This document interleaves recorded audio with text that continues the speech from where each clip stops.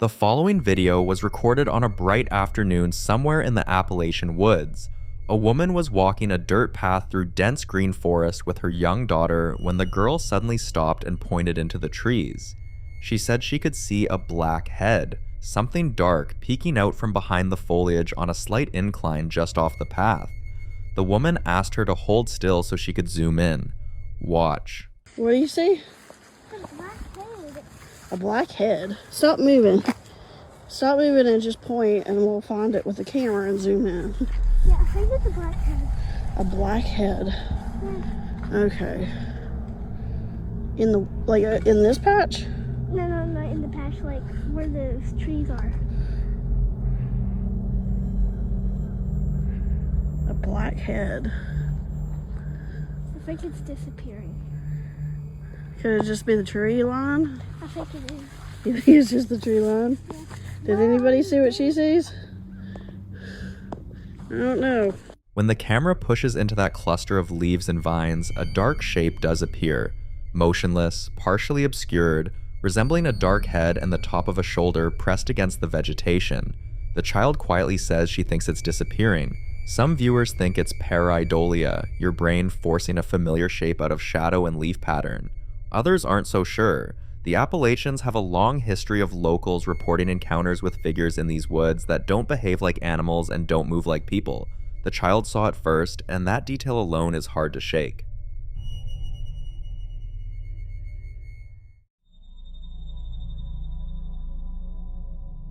In this next clip, a woman is out in her backyard on a cloudy afternoon, filming from inside her above-ground pool. A completely ordinary moment that takes a very unsettling turn. She's pointing her phone at the water, panning around, when something between the two neighboring houses stops her cold. Watch. I'm just in the pool. Please tell me I'm not just seeing things. You see that shit too? Right there. Standing motionless among the dense green foliage between the houses is a tall, unnervingly thin, dark figure, humanoid in shape with a distinct head, torso, and long, stick-like limbs, its flat, dark color cutting sharply against all that green. "Please tell me I'm not just seeing things," she says. Some viewers think this is a garden statue or a decorative cutout. Others aren't so sure. The proportions are wrong for any ordinary yard ornament, and the way it sits half hidden in the plants feels deliberate. You decide what it was waiting for.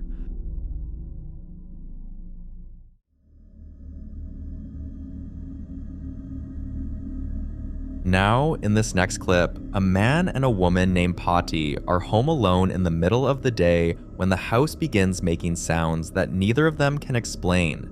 Not the usual creaks of settling walls or pipes, but something that stops them mid-conversation and makes them look toward the hallway.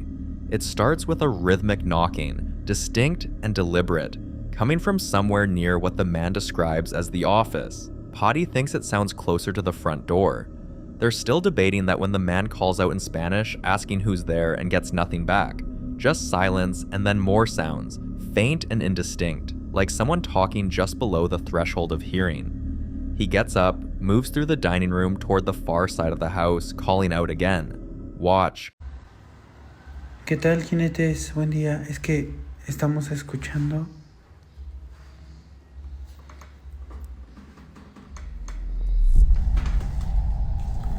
Es en el consultorio. ¿Tocan? Como que si tocaron series. A los mando.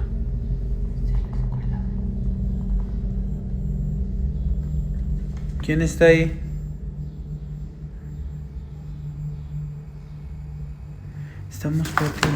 Estamos Pati y yo aquí, no hay nadie, estamos los dos solitos,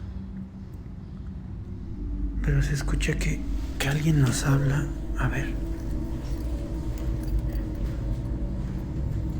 ¿Hola? ¿Quién está ahí?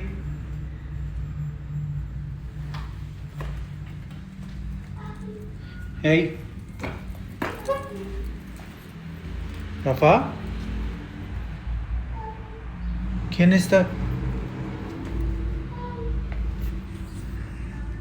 Oye, Amor. Se escucha que alguien está hablando. Y escuché como que chilla. Sí. Pero no hay nadie. ¿Se escuchaba aquí?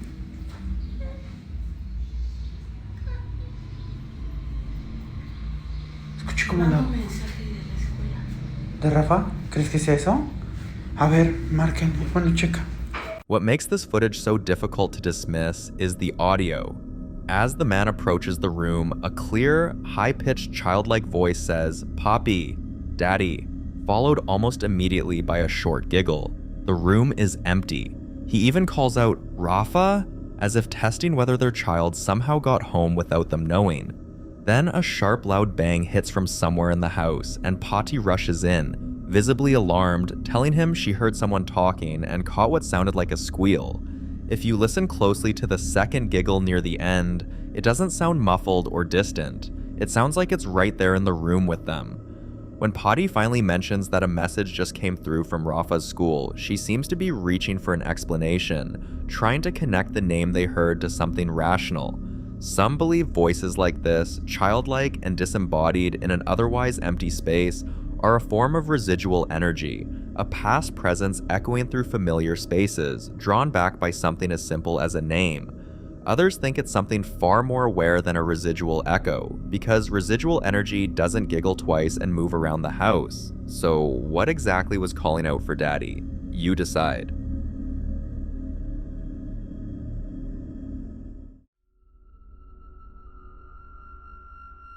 Now, in this next clip, something deeply unsettling was recorded inside what appears to be a bedroom at night.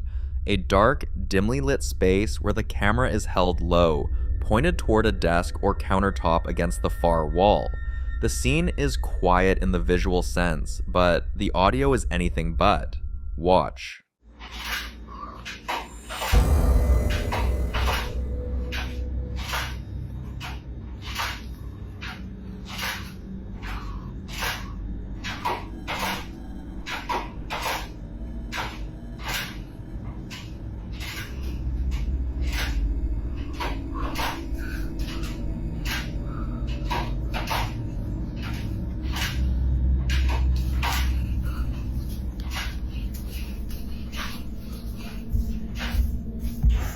The rocking chair starts to move on its own.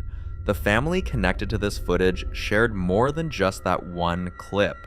Later that same night, the situation escalated dramatically. Whatever tension had been building in that bedroom came to a head, and this time the entire household was caught in the middle of it. Listen closely.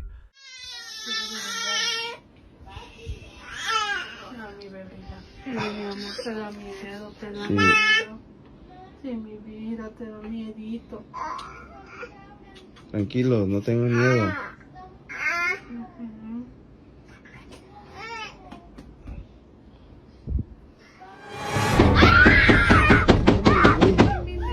No, macho, tranquilo. No, mami, no pasa nada, tranquilo. No manches, güey. Tranquilos. No mames, güey. A woman and a small child are huddled together on a bed. A man is trying to hold his voice steady, telling everyone not to be afraid. And then without any warning, violent banging erupts from the direction of a wall or door. Loud, rapid, forceful impacts that send the whole room into immediate panic. A woman screams, children cry out, and the camera swings wildly, trying to find the source. The banging stops as abruptly as it started, and in the silence that follows, one of the men can be heard muttering in disbelief. The family's reaction alone is hard to explain away. These are adults trying to stay composed for frightened children, not people staging a moment for the camera.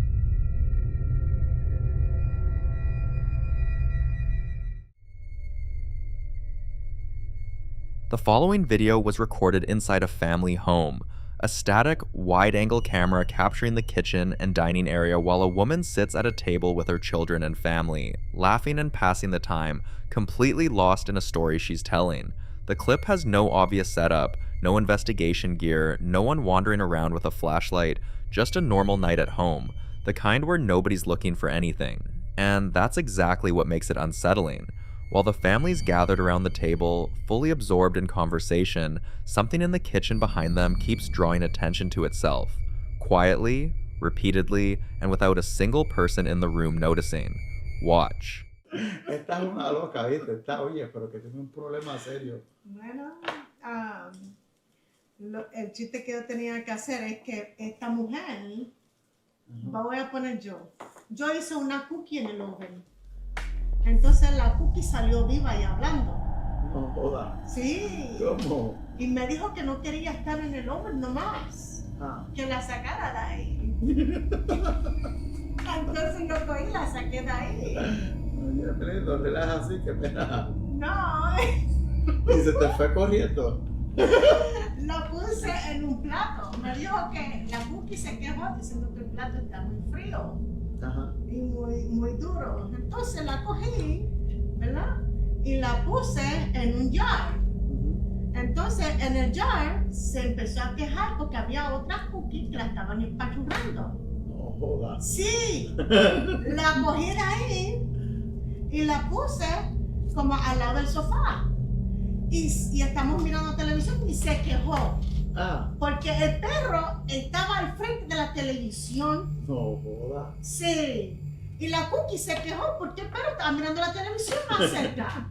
Pues la cookie es una chismosa amargada, ¿verdad? Entonces yo cogí la cookie y la acerqué al frente de la televisión, un poquito más al frente que el perro. La cookie se quejó. Y dijo la cookie, ¿por qué ese perro me está mirando? Entonces el perro cogió la cookie y dijo, no me gusta cómo me está cogiendo ni cómo me está mirando. ¡Hey! ¡Sácame de aquí! ¡No quiero estar aquí! Pero yo, antes de yo reaccionar, el perro se la metió en su boca y se la comió y hasta ahí fue la historia. ¡Hey!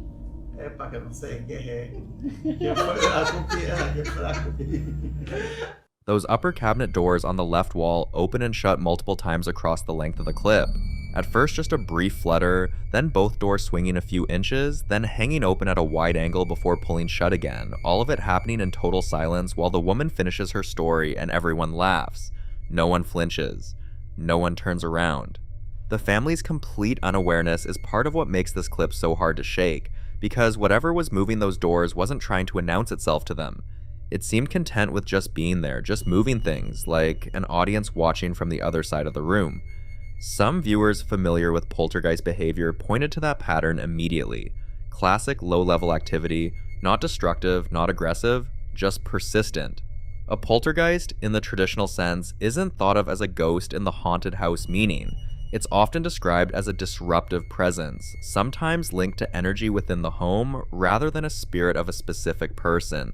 Something that moves objects seemingly for the sake of being noticed. The fact that this happened 4 separate times in a 2-minute span suggests whatever was in that kitchen wasn't finished. Now compare that slow, almost patient activity to what happens in this next clip. A man who identifies himself as a magician, his promotional banner visible on the wall behind him, sets up in a room with a large armchair in the foreground while he prepares to run through some card tricks. He's talking casually to the camera, totally relaxed, rummaging through his case. Then, something catches his eye. Watch. So today, I have a little few magic trick that I want to share with everybody here. So, we're going to start off with a deck of cards. And, you know what? I'll just show you guys with... Oh, shit, hold on.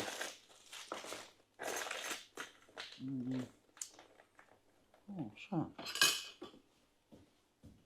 Okay. Alright. Anyways, I just saw that move. I think I'm probably going crazy, but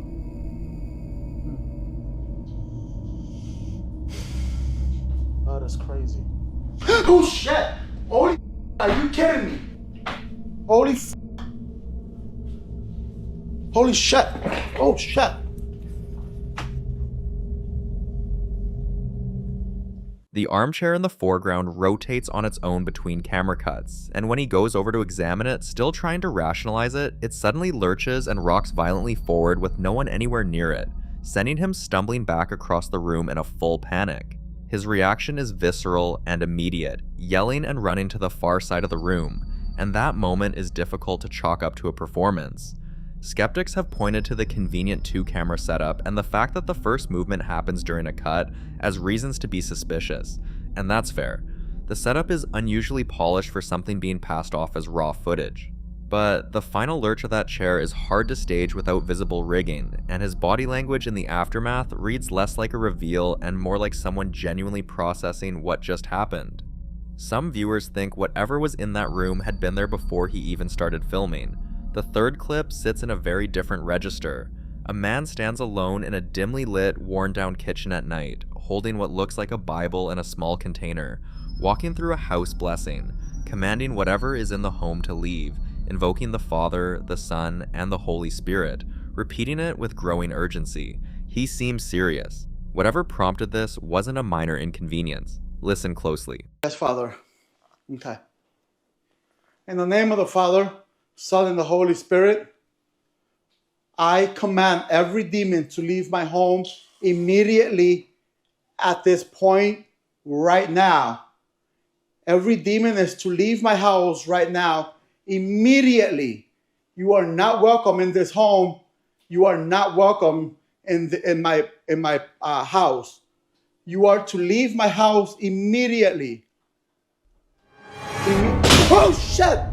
Holy Father, it just fell. In the name of the Father, Son, and the Holy Spirit, I command you to leave this house now. Now, you are not welcome in my house. Leave. Oh, holy. Ow, ow, ow, ow, ow, ow. In the name of the Father, Father, something is here. It won't. Father. Oof. I'm out.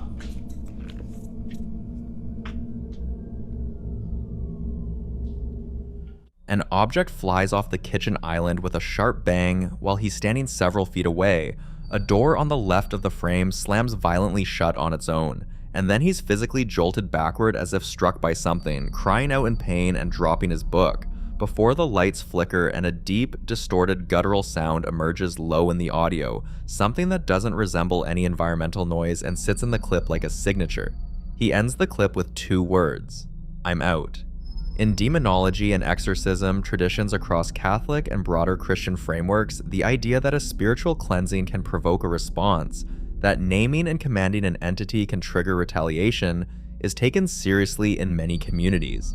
What this man captured appears to be exactly that escalation pattern, and if you take it at face value, whatever was in that house didn't leave quietly.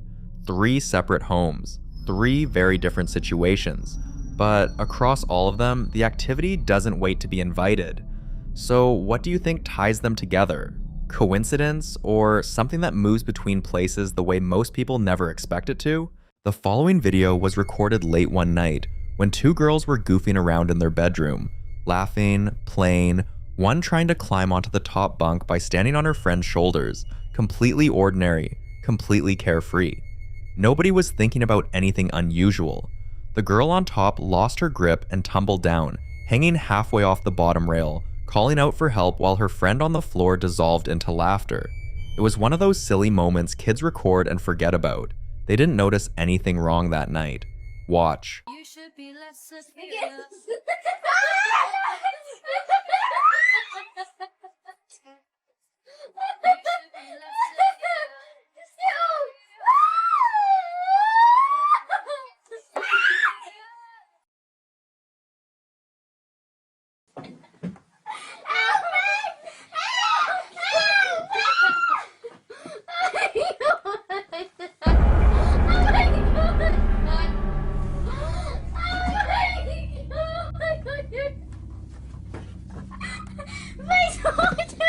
During the slow motion replay of the fall, a pale, slender hand and forearm appear draped over the back and right shoulder of the girl in the red shirt. Both girls' arms are fully accounted for elsewhere in the frame. According to the people who found this footage, the anomaly wasn't spotted until weeks after it was posted online. Many believe something unseen was crouched right there beside them the whole time, present in that room without either girl ever knowing. What would you do if you found something like that in your own home videos?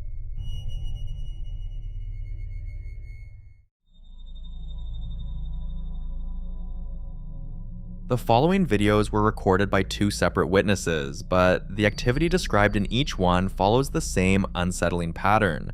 Something inside a home making itself impossible to ignore, then escalating just when you think you've seen the worst of it. In the first clip, a woman is sitting alone at night watching TV when she hears a noise coming from the kitchen. She grabs her phone and rushes in, and what she finds is strange enough on its own. 2 of the upper cabinet doors above the sink are standing wide open with no explanation. Panicked, she runs back through the house to get her partner Rocky, who's outside. She's calling his name, her voice shaking, and you can hear in the way she talks that she knows what she saw. Watch. I heard a noise from the kitchen, and I came into the kitchen, and I noticed 2 of the cabinets open. Oh, I gotta get Rocky. Rocky! Rocky! Come here, hurry. What? Hurry, come here! I was sitting right here, watching La Brea, sitting in the chair, and I heard... Rocky, listen to me! I was sitting in the chair, watching La Brea, I heard noises from the kitchen, and look.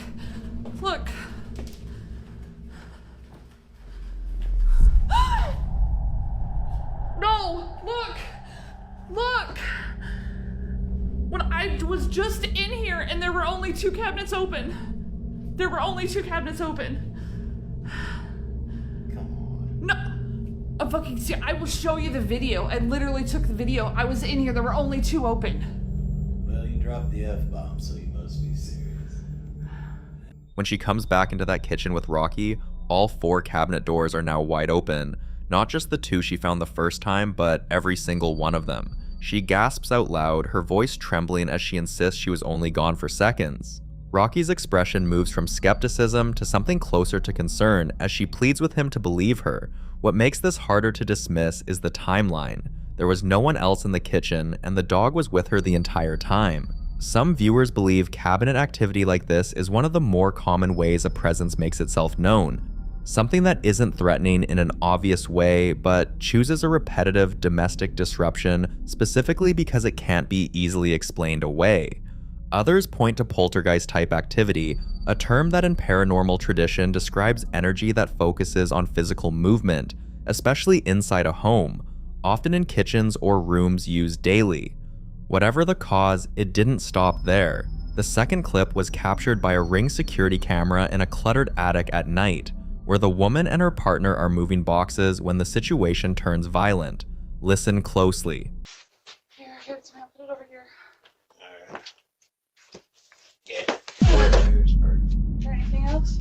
Huh? That should be about it. Nope.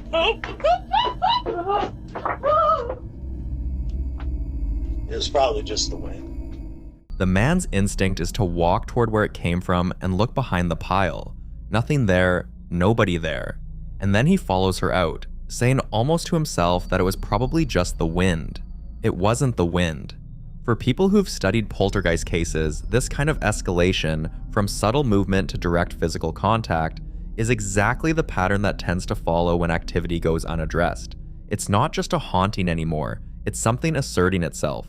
Another night, the woman is filming on her phone, voice calm, describing something she's never experienced in that house before, a smell like burnt cotton candy with no source, and the distinct feeling that something has been following her up the stairs. That kind of phantom scent, unexplained and specific, is something that turns up repeatedly in accounts of paranormal contact, often described as a way certain presences announce themselves before anything visible occurs. Watch. So I smell something that smells like burnt cotton candy. And this is the first time I've actually felt like I've been followed up the stairs.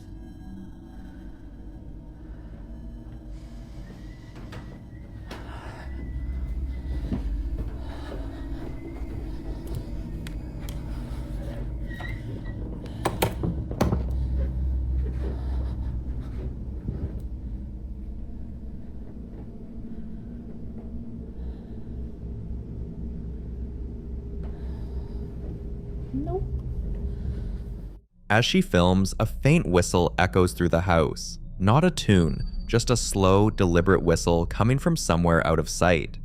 Many paranormal researchers consider unexplained whistling particularly unsettling because it appears repeatedly in folklore across different cultures. In parts of Appalachia, Mexico, and even throughout sections of Europe, unexplained whistles heard at night are traditionally treated as warnings rather than invitations to investigate. One common piece of advice passed down through generations is simple. If you hear an unseen whistle, don't whistle back. Another detail caught viewers' attention. This isn't a modern home. According to the owners, the house was originally built in 1901, meaning more than a century of families have lived within its walls. Older houses naturally develop creaks, shifting timbers, and strange acoustics over time. But believers argue that they're also the kinds of places where generations of memories, tragedies, and personal histories accumulate, making them frequent subjects of paranormal claims. But between the unexplained shove in the attic, the phantom scent, the feeling of being followed, and now a whistle drifting through a house that stood for well over 100 years, the couple has become convinced they're not dealing with isolated incidents anymore. They're dealing with a pattern.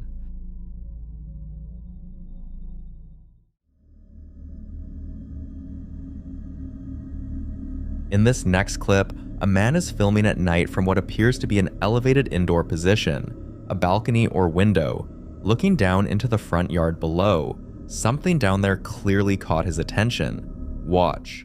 Come here. There's someone in the fucking front yard. Can you see it? Dude, what the actual The camera slowly tilts downward before zooming into a dark section of the yard. At first, it's difficult to see anything. Then a pale, oval-shaped object begins to stand out against the darkness. The man continues to zoom in, trying to get a clearer look, but the image never becomes sharp enough to identify exactly what he's seeing. Some viewers believe it's nothing more than an object catching the light at the right angle, a plastic bag, a rock, or a garden ornament partially illuminated by the camera's night mode. Given the low resolution and heavy digital noise common in nighttime recordings, that's certainly possible. Others weren't convinced. In paranormal folklore, sightings of pale faces lingering just beyond the edge of a property's light are surprisingly common. They're often described as manifestations that remain at a distance, observing rather than approaching, appearing only long enough to be noticed before disappearing back into darkness. Whether those stories reflect genuine encounters or simply the mind's tendency to find familiar faces in vague shapes is impossible to know.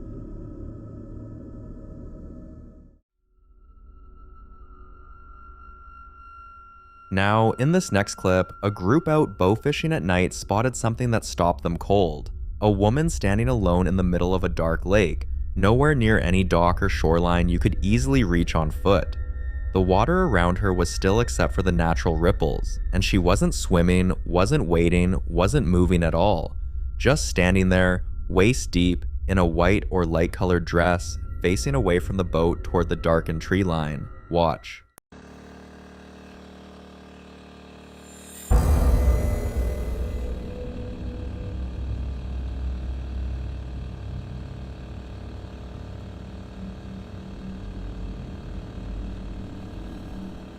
She doesn't react to the boat's green lights, doesn't turn around, doesn't acknowledge anyone approaching. For viewers familiar with Mexican and Latin American folklore, the image is immediately recognizable. A woman in white standing motionless near water in the dark is one of the most enduring descriptions of La Llorona, the so-called weeping woman, a figure said to haunt riverbanks and lake shores, perpetually searching. Others think there's a simpler explanation, though none have been offered that fully accounts for why she's there. What would you do?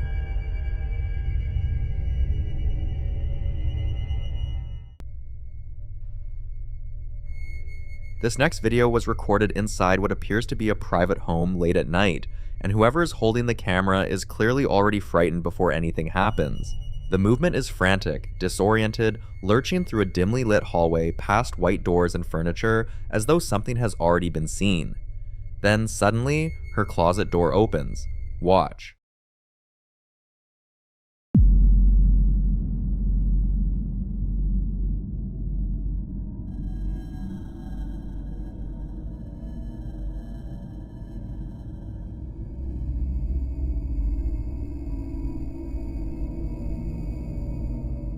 Without anyone touching it, the closet door slowly swings open. Then, emerging from the darkness inside, what appears to be a hand reaches out and rests against the wall beside the doorway. The second she notices it, she cautiously moves closer, keeping the camera trained on the opening. But when she finally reaches the closet, there's no one inside. In many paranormal accounts, closets are considered liminal spaces, enclosed, rarely disturbed areas that exist between the familiar living space and hidden storage. While there's no evidence that closets are inherently paranormal, they frequently appear in witness reports involving unexplained figures, partly because the darkness inside makes fleeting shapes especially difficult to identify. Whether this was an illusion, someone hidden from view, or something else entirely remains impossible to prove. But what unsettled viewers most wasn't the opening door, it was the fact that something appeared to reach out, only to leave an empty closet behind when she went looking for it.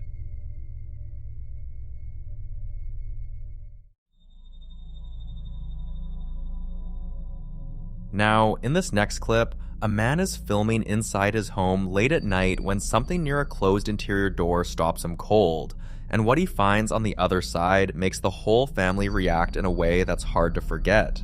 Watch.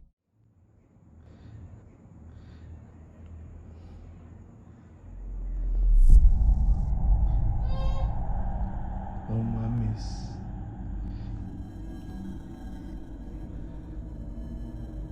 Sí lo logré ver. Sí lo logré ver. No mames. No, Dios mío. Dios mío. No mames, es... Oh manches.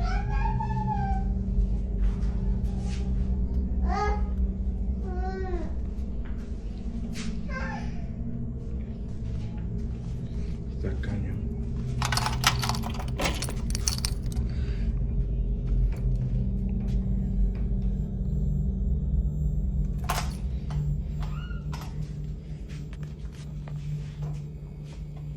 Ay, espérenme.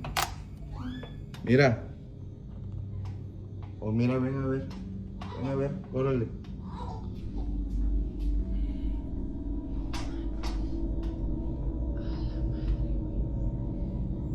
Sorprendente, ¿eh? ¿Y quién está la niña?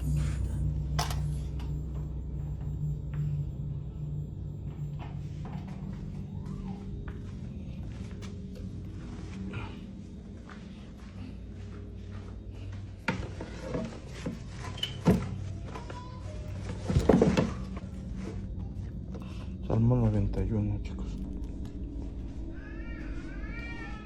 For centuries, Psalm 91 has been regarded by many Christians as one of the Bible's most powerful prayers of protection. It speaks of divine shelter, angelic guardianship, and deliverance from unseen dangers that move through darkness. Whether he believed the doll itself was responsible or simply wanted to bless the home, it's clear his first instinct was to seek protection rather than an explanation. Some viewers dismissed the entire scene as staged, arguing that the doll could easily have been positioned there beforehand. Others pointed to the family's reactions instead. The mother's startled voice, the child crying in the background, and the father's visible confusion don't come across as rehearsed. There are also long-standing folklore traditions surrounding human-like dolls.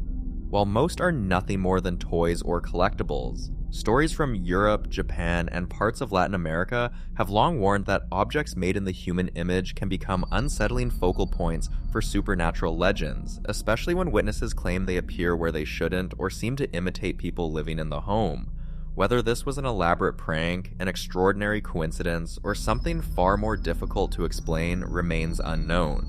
But one question continues to haunt viewers. If their daughter never left her mother's lap, then who was the little girl that ran past the door? The following video was recorded on a Ring security camera inside what appears to be a bedroom, a tidy, softly lit space at night, the kind of room that feels completely ordinary right up until it doesn't. According to the person who shared this footage, they were home alone, with no roommates in the house, no one expected, no one nearby. Watch.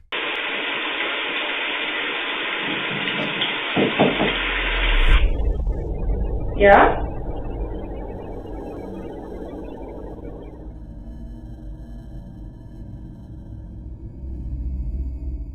At the 3-second mark, 2 sharp, firm knocks ring out. Clear, deliberate, exactly the kind of sound you'd hear if someone's knuckles connected with a wooden door. And she responds naturally, calmly calling out, "Yeah?" from somewhere off camera, as if she fully expected someone to answer. No one did. The room stays completely still. No door opens, no footsteps follow, nothing moves. That's what makes it so unsettling. A knock that deliberate doesn't happen on its own. Some viewers think it's residual energy, the idea that certain spaces replay past actions like a loop, a knock from someone who used to live there, still reaching for an answer. Others aren't convinced by that and lean towards something more active, something that knew she was home. What you're left with is a sound that had intention behind it, and a silence afterward that's harder to explain than the knock itself.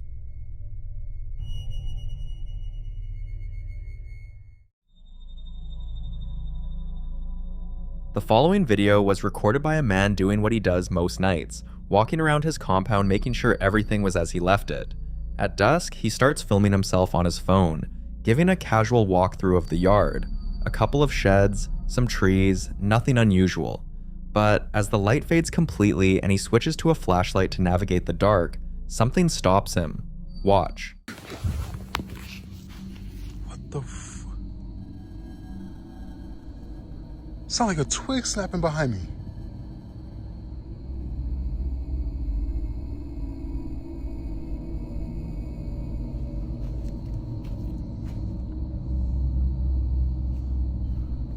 As y'all can see, ain't nobody here, it's just me. Because people like to say I got people hiding in places. Oh, man.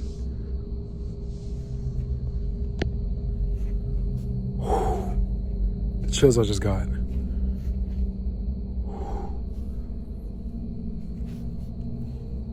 Oh, my heart is racing.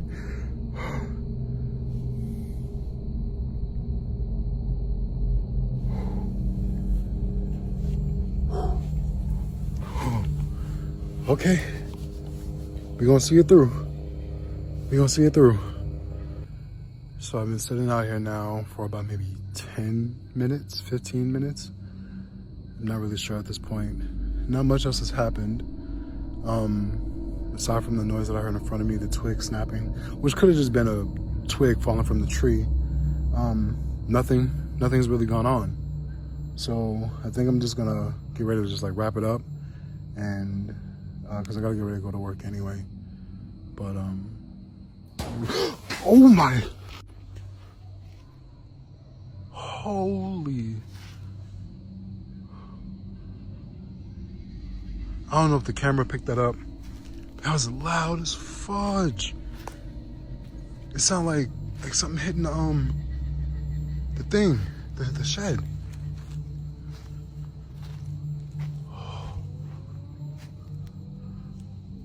I hope the other camera is recording. If it is, I'm gonna include that footage.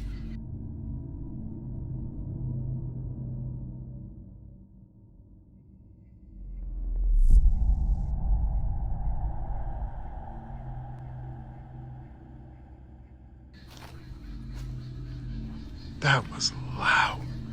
These damn animals are going crazy tonight.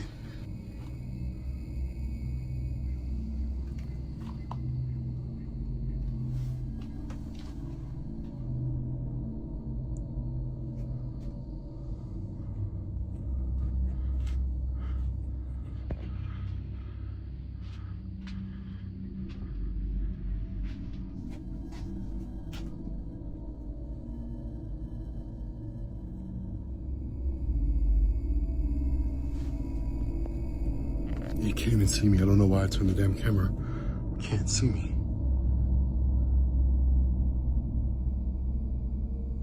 I'm trying to do this.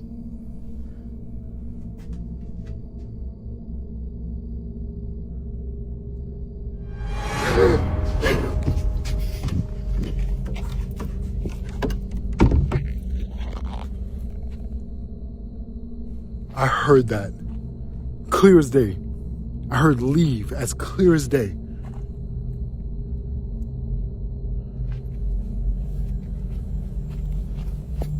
Nope, time to go. Okay. Later. The shed door he insists he locked earlier that night is standing open. He pushes it shut, latches it, and then, after a moment of hesitation, decides to go inside. What he finds on the shelves isn't a tool chest or garden equipment. It's dozens of Lalaloopsy dolls, all in their original packaging, lined up in neat rows like they've been carefully arranged and waiting. A child's rocking horse sits on the floor. It's the kind of discovery that doesn't make sense in a shed like this, on a property like this, at this hour. Then, while he's standing there taking it all in, he looks off to his left, and whatever he sees makes him let out a sharp, guttural yell before the camera drops and the footage cuts. You never see what he reacted to.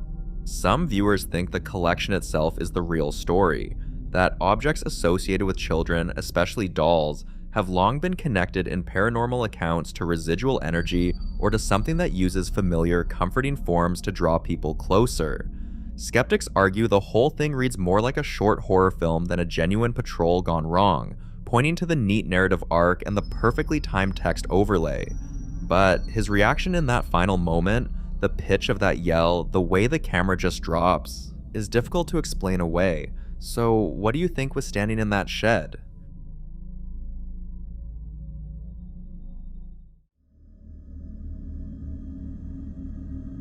This next video was recorded on a home security camera overnight.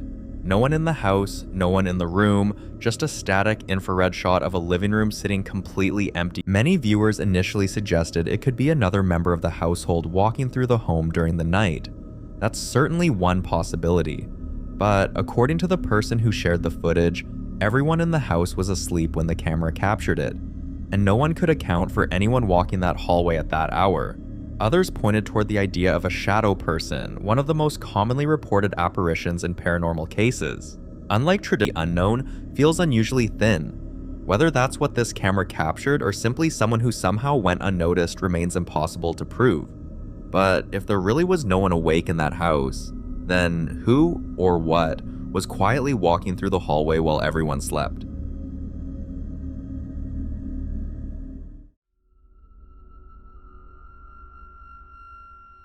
This next video was recorded at night inside what appears to be a home. A living room, a kitchen, a dark outdoor space glimpsed through a barred window. And from the very first frame, something already feels off. The person filming moves through the space in near total silence, sweeping a powerful light source through the rooms, the kind of light that shifts between green and red and throws everything into harsh, disorienting shadows. A child's tricycle sits near a speaker stand. Framed photos line an entertainment unit. Normal things in a space that doesn't feel normal anymore. For the first 2 minutes, there's no audio at all, just the flicker of colored lights, the unsteady movement of a handheld camera, and a slow, creeping sense that whatever has drawn this man through his own home is getting closer. Watch. Va de retro satana, itzi, vana. Non draco, elevas. Itse venena vivas. Va de retro satana. Va de retro satana.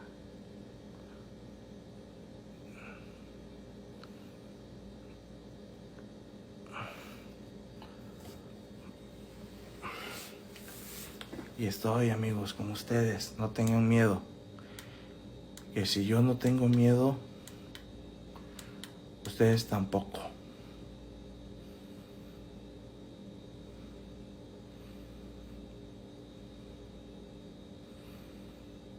Lo Virgo.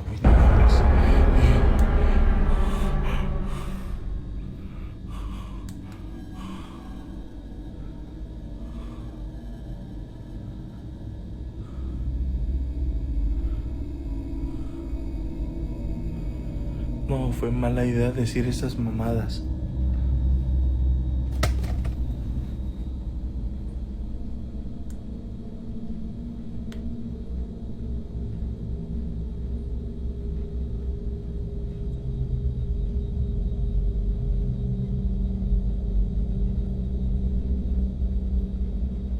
El agua. Está lloviendo.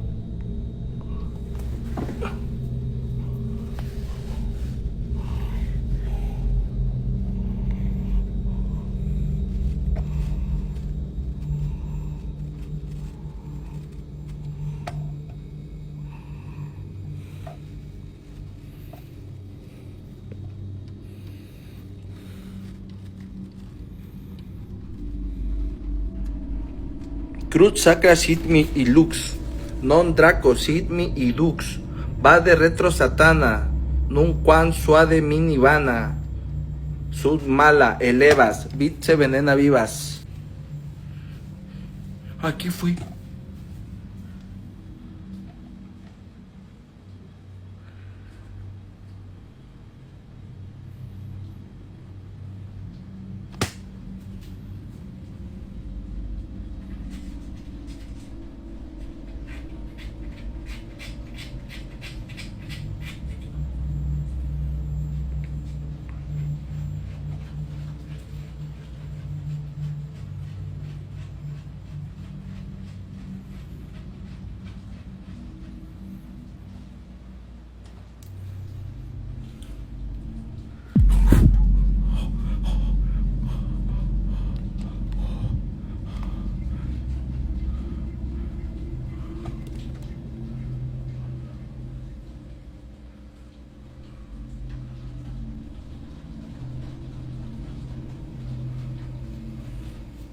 The handle moves as though someone or something is trying to force its way inside. Many viewers suggested there could have been an ordinary explanation. Perhaps someone outside had mistaken the house, or strong wind was putting pressure on the door. Those possibilities can't be ruled out. Others weren't convinced. Across many folklore traditions, an unseen presence attempting to gain entry carries a particular significance. Stories from Europe, Asia, and Latin America often describe supernatural entities as remaining outside a home until they are invited in, or until someone willingly opens the door. Whether those tales are symbolic or literal depends entirely on who you ask, but they all share one common warning. Don't open the door simply because something on the other side wants your attention. That detail is what unsettled so many viewers. Whatever was outside never announced itself. And sometimes, the things you never see are far more frightening than the ones you do. On another night, the man was jolted awake by a sound coming from the same part of the house. Expecting to find a window open or something that had fallen over, he grabbed his phone and started recording as he made his way into the room. What he found was far stranger. Watch.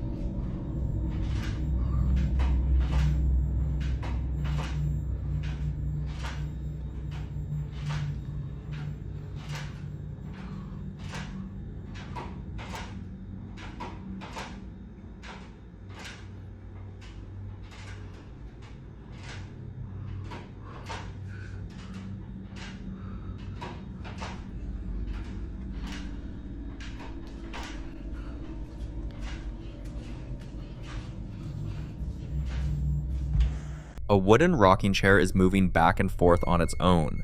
Not a slight wobble, and not the kind of movement you'd expect after someone has just stood up. It's rocking steadily, over and over again, as though someone is still sitting in it, even though the room is completely empty. He slowly scans the area, looking for anything that could explain it. Nothing. No one is there. Rocking chairs have occupied a strange place in ghost stories for generations. From old family homes to abandoned farmhouses, they're often portrayed as symbols of an unseen occupant, something present but invisible. While folklore isn't evidence, the image of an empty chair rocking by itself has become one of the most enduring motifs in paranormal accounts because it creates the unsettling impression that a space is occupied even when it appears vacant.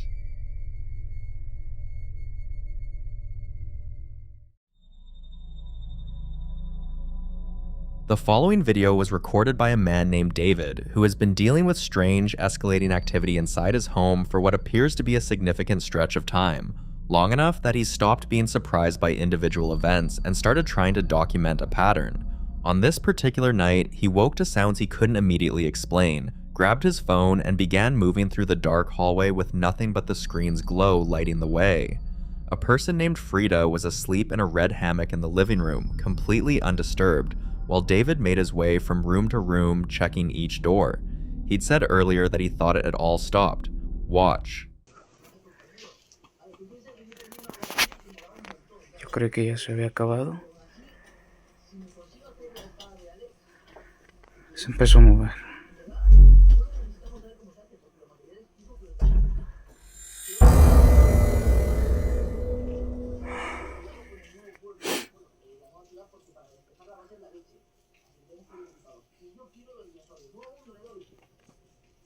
No hay nadie.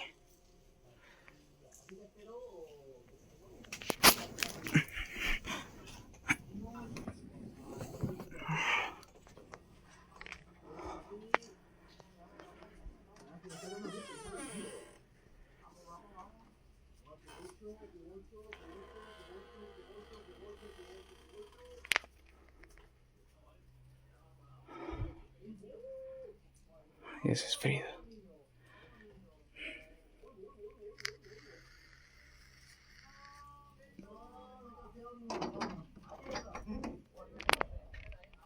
Aquí no hay nada ni nadie. Ya se había detenido todo esto.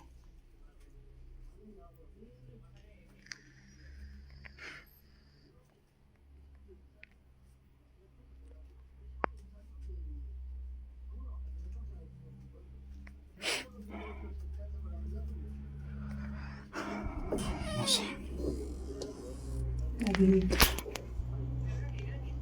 The doorknob turned on its own, slowly, deliberately, and the door swung open into darkness, with no one on the other side. The most unnerving moment came last. A disembodied female voice, close and clear, whispered his name, David, in a room he was alone in. 3 separate events in under 2 minutes is the kind of escalation that tends to shift how people think about a case, and it clearly shifted something for David too, because what comes next is a full investigation. Watch closely.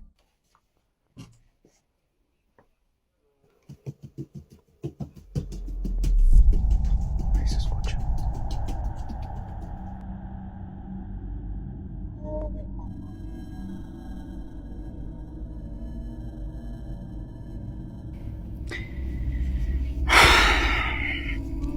Ya está, antes de voy a encender la luz de esto.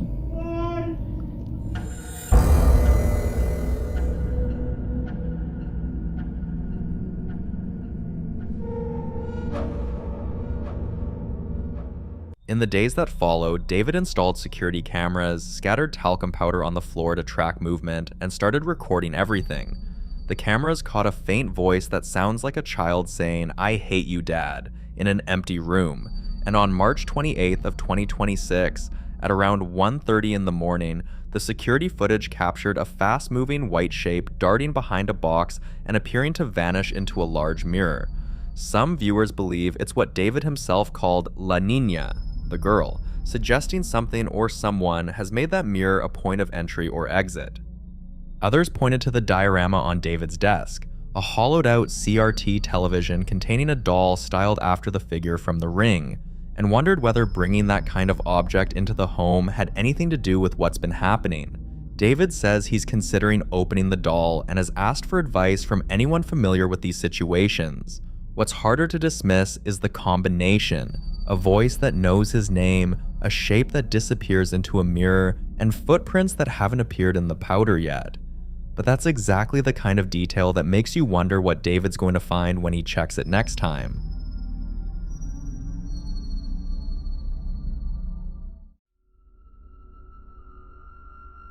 Now, in this next clip, a man is home alone when something inside his basement begins violently demanding to be let out. For several seconds, the door to the basement shakes and rattles in its frame with a force that sounds less like a draft and more like something throwing its full weight against the wood from the other side. He's holding his phone, standing in the hallway, and you can hear it before you even see it. Loud, aggressive, rhythmic banging that doesn't stop for over 10 seconds. Watch.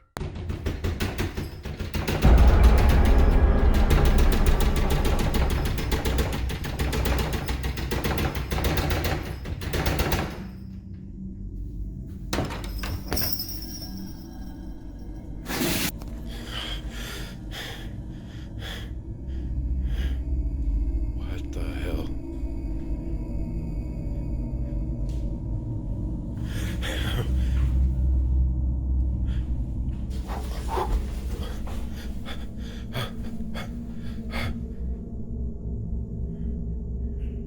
What in the hell is that sound?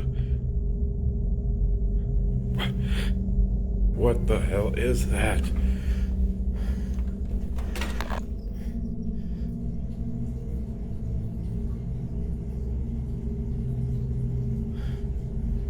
I don't hear it now.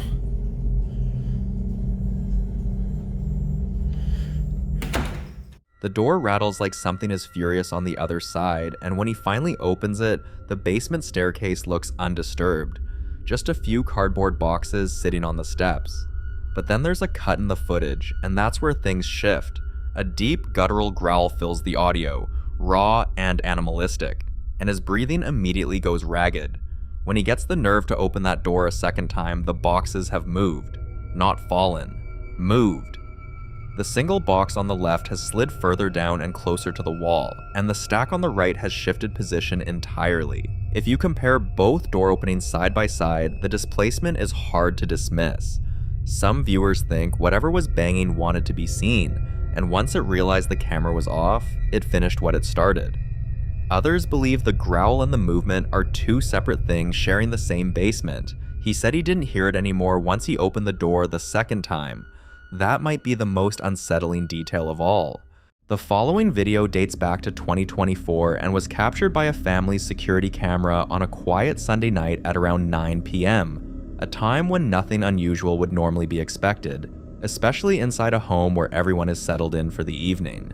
That sense of normalcy, however, is interrupted when the woman's son goes into the kitchen to make himself a cup of coffee, a simple routine that quickly turns into something far more unsettling. Not long after, he rushes back to her room, visibly shaken, his face pale and his voice unsteady, insisting that he heard someone call his name, not faintly or from a distance, but clearly enough to make him respond, even though no one in the house had called out to him. Within seconds, the CCTV system sends a notification, motion detected in the living room, despite the fact that no one is supposed to be there. Naturally, they check the footage, expecting to find something ordinary, something explainable, but instead, they see this. Watch.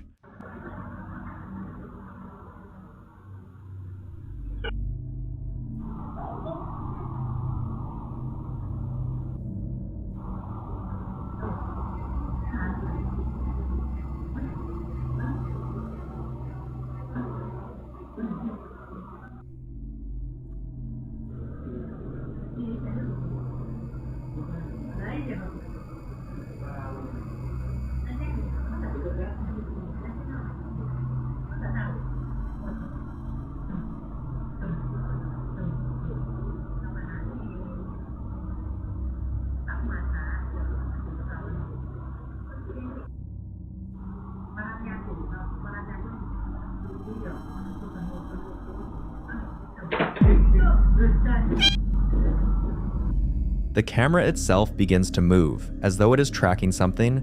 Then, without warning, the scooter seat snaps shut with force. Some viewers pointed out that in the initial footage, while the sound is clear, the movement itself is difficult to fully see, raising questions about whether it could be a technical issue or a trick of perspective. But then, they shared another angle. Watch.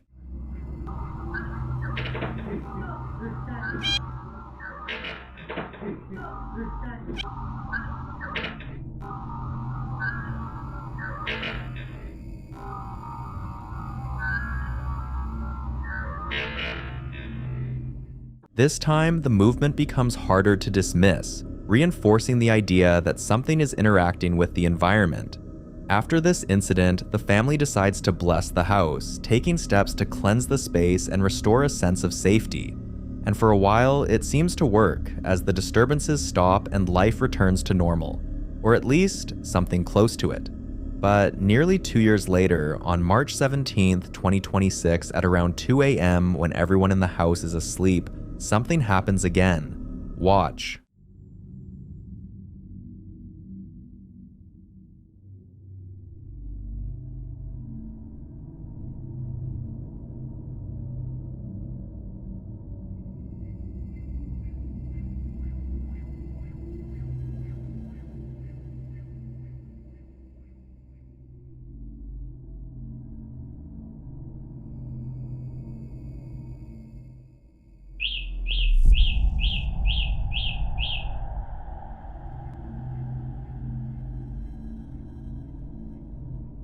The bike was stationary and untouched, so how did this happen?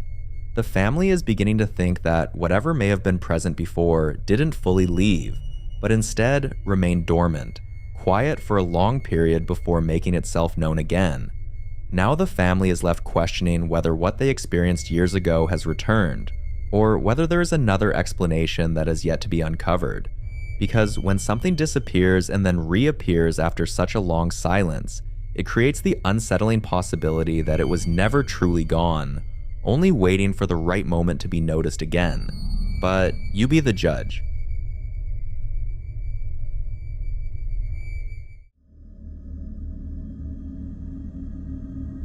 In this next clip, a woman is home alone, going about something as routine as doing the dishes when she suddenly begins to hear strange knocking sounds coming from another part of the house. But when she looks around, everything appears normal. No movement and no sign of anyone being there. Still unsettled, she decides to take an extra step, setting up a camera in the living room before heading back to the kitchen, almost as if she anticipates that whatever made the noise might happen again, but this time she wants proof. A few minutes later, the camera captures this. Watch. Okay, I'm so crazy, right? Here you go. Baby is terrified. Hold on.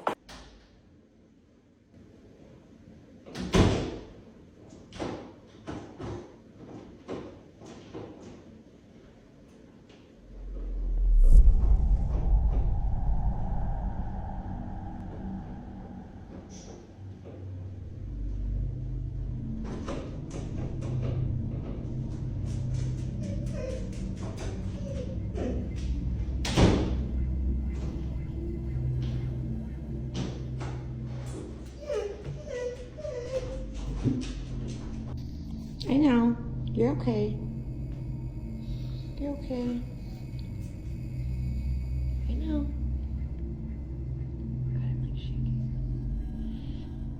For a long time, these events remained unexplained, disconnected pieces of a pattern she couldn't fully understand until she eventually traced it back to something she had almost forgotten about.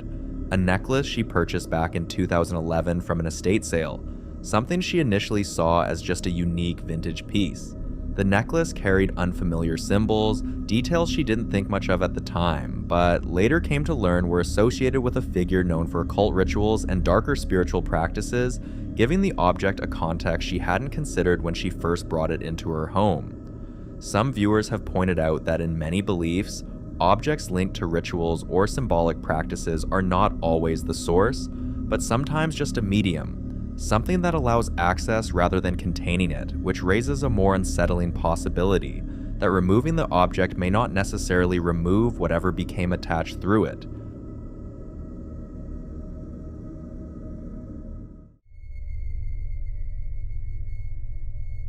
Now, in this next video, a family documents a series of escalating events inside their home, compiling multiple incidents over time to show just how far things have progressed. And what stands out immediately is not just the activity itself, but the pattern, because each new experience appears more intense than the last, as though whatever is behind it is becoming more comfortable, more direct, and far less subtle in how it makes its presence known. Have a look.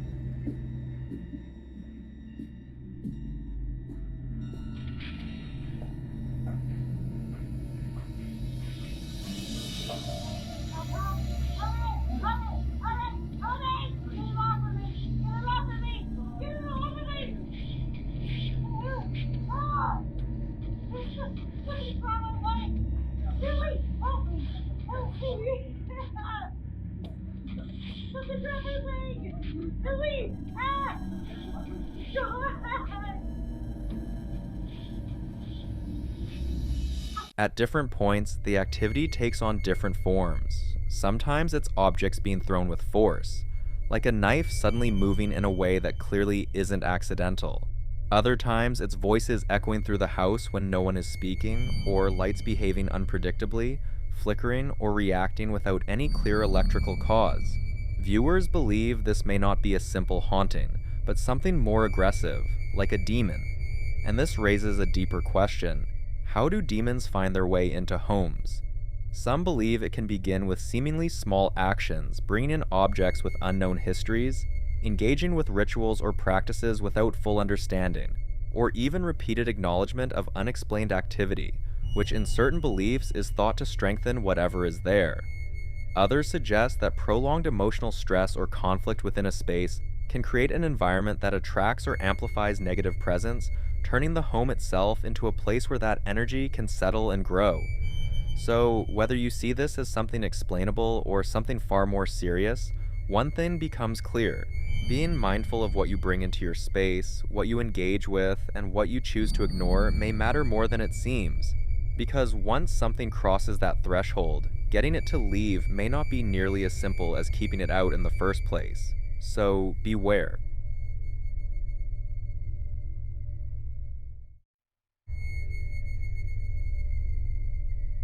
A family who had just moved into a new apartment begins to notice small things that don't quite add up. The kind of details that are easy to brush off at first, but become harder to ignore the more often they happen. It starts with subtle disturbances, objects not being where they were left, faint sounds late at night that seem to come from empty rooms, and moments where the air feels strangely heavy, as though the space hasn't quite settled into being lived in yet. Over time, these incidents begin to form a pattern, one that the family can no longer dismiss as coincidence, especially after experiencing multiple events that feel increasingly difficult to explain. By the time this recording is made, they refer to it as the third major incident they've captured, almost as if they've reached a point where they expect something to happen rather than hope it won't. Watch. See, it's still happening. Honestly, this is all the time. Whoa, Jesus. The cat scared the shit out of me.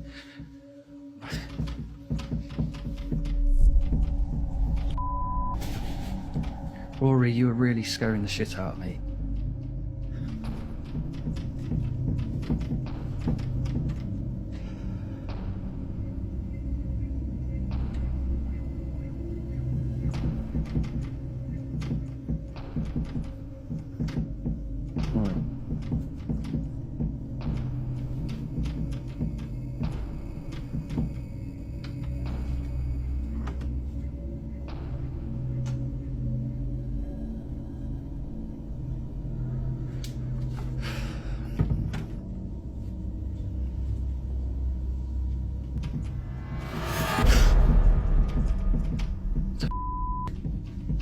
I know Rory didn't do that.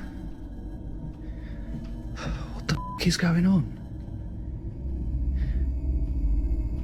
What the f happened, Rory?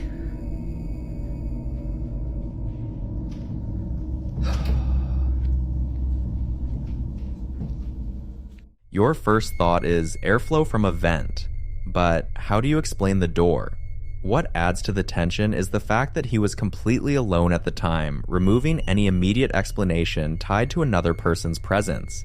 When activities begin shortly after moving into a new space, it may not be something newly introduced, but something that was already there, something tied to the environment rather than the people who now occupy it. And when each new incident builds on the last, becoming more noticeable, more physical, and harder to dismiss, it creates a growing sense that whatever is causing it is not random. But until more updates are shared, what exactly is behind these disturbances remains unclear.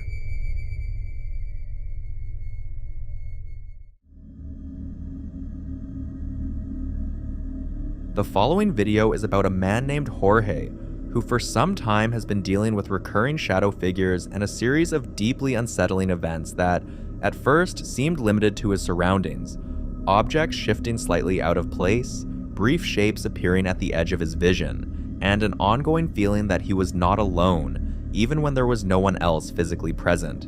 There was also a moment that raised even more concern, when he began acting in a way he could not later recall, behavior that others described as completely unlike him, leaving him dependent on his own security footage to understand what had taken place, as if there were periods of time where he was present, but not fully in control. And now, this is what he's dealing with. Watch. Guys, I was getting ready to go to sleep and I just heard a door slam. Shut loud. I just heard a door slam. What shit? Oh no. Somebody's there. Wait. In the name of the Son and the Holy Spirit, I ask every demon, I command every demon to leave the house right now. I command in the name of the Father, Son, and the Holy Spirit, leave the house now. In the name of the in the name of the Father, Son, and the Holy Spirit, I ask you to leave this house now. In the name of the Father, Son, and the Holy Spirit. In the name of the Father, Son, and the Holy Spirit. You are not welcome in this home. You are not welcome in this home. This is the house of... There's a door slamming and people screaming.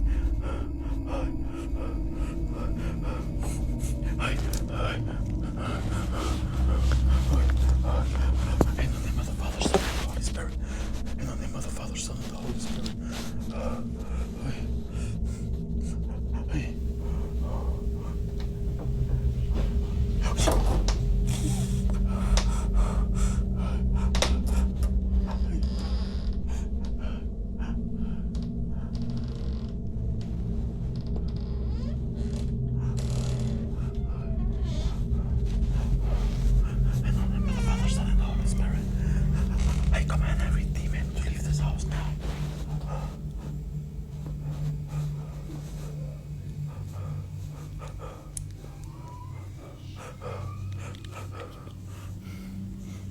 In the name of the Father, Son, and the Holy Spirit.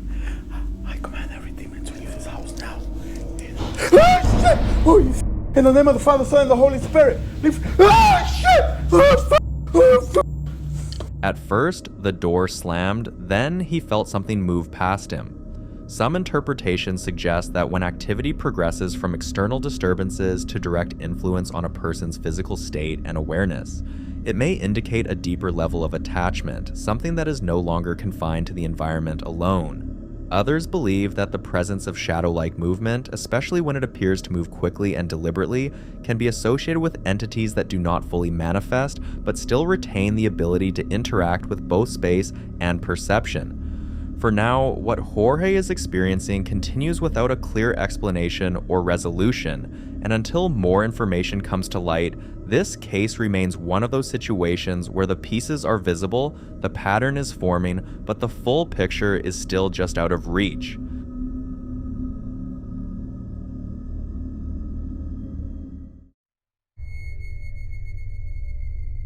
Now this next video was captured by Jennifer, who owns a beautiful historic home dating all the way back to 1907, a place filled with carefully preserved antique pieces, some of which date even earlier to around 1903, giving the house a sense of history that feels both rich and, at times, a little too present. At first glance, everything about the home appears warm and inviting, the kind of place that reflects elegance and character rather than anything unsettling. However, after speaking with a local historian, Jennifer learned something that added a different layer to that history, that when the house was first built, there were no nearby hospitals, and as a result, it is believed that at least 4 people passed away inside the home itself, a detail that, while not unusual for the time period, begins to take on a different meaning when paired with what she starts experiencing. On this particular day, while cleaning the second floor, she begins to hear something. Listen closely. Hearing some noises upstairs. Emily went home. I'm cleaning. I usually clean on Saturdays. I feel like when I clean, hear that. And then I hear noises upstairs.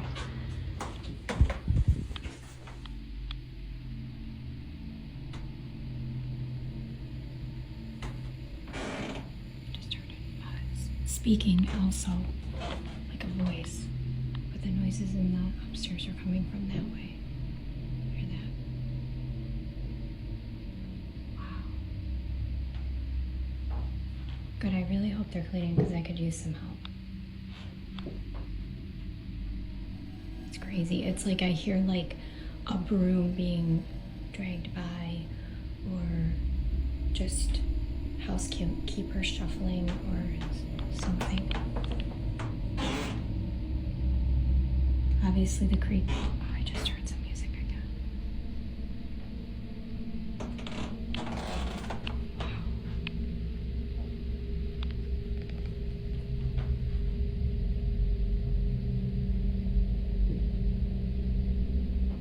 Before jumping to conclusions, there's a piece of the home's past that many believe could be connected to what's happening.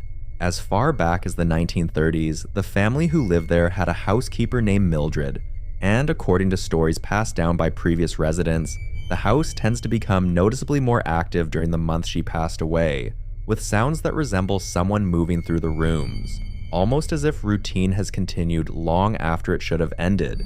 To this day, the house remains a place filled with both history and unanswered questions, and whatever presence may still linger within its walls remains a mystery.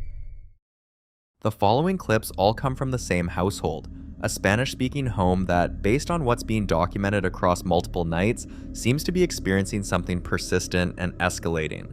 It starts quietly enough. A static bedroom camera captures the room at night, the person in the bed asleep under a black and white blanket, the city lights faintly visible through the window curtains. Nothing moves, nothing sounds. But at around the 6-second mark, if you shift your attention to the right side window pane, something is already there. Watch.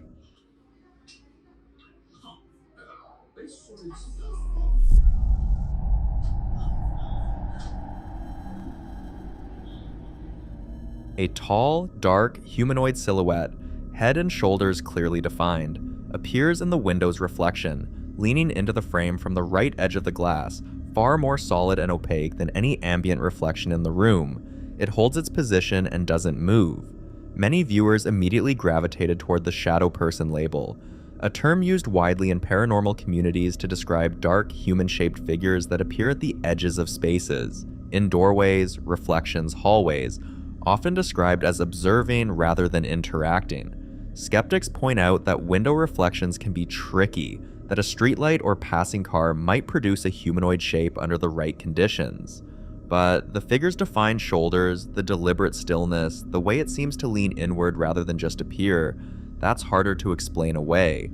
What was standing outside that window? The household wasn't done documenting. Not long after, the woman of the home grabs her phone to record something that's been bothering her for around 5 minutes. The television is changing channels on its own, lowering its volume without anyone touching the remote. She's even wrapped the remote in plastic to prove it isn't a stuck button. Watch closely. Miren cómo le baja el volumen y cambia el canal. Es re pesado. Hace 5 minutos más o menos que está así. Y es el único control que hay. No lo estoy usando. Y pone el mismo canal siempre. Así que es la vieja escuela. Es el único control que hay y no tenemos. Literalmente no hay otro. No lo estoy usando. Pero si yo pongo el otro, me lo vuelve a bajar y me lo vuelve a cambiar. Es un patrón, parece que no quiere que veamos Gravity Falls y me lo baja. No lo voy a tocar más. Le vamos a tener que ver los picapiedras. The TV repeatedly lowers its volume, cuts to black, and cycles back, always landing on the same channel, always returning to the Flintstones, no matter what she tries to put on instead. She puts the remote down on the bed entirely, and it keeps happening. She even says it out loud. It seems like it doesn't want them watching anything else. That detail is what makes this harder to dismiss than a simple technical glitch. A malfunctioning remote or signal interference might produce random channel changes, but a consistent preference, the same cartoon over and over, overriding manual input, starts to feel less like a hardware issue and more like intent.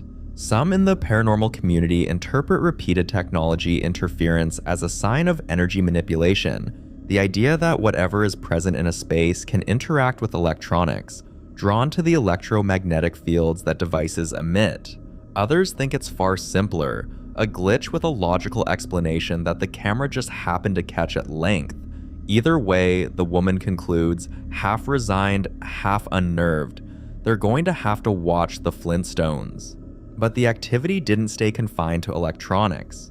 During the day, the same woman attempts to light a charcoal disc, the kind used for burning resins and incense, explaining that she's already tried cleaning the space with vinegar to calm things down, and this is her 5th attempt to get the disc lit.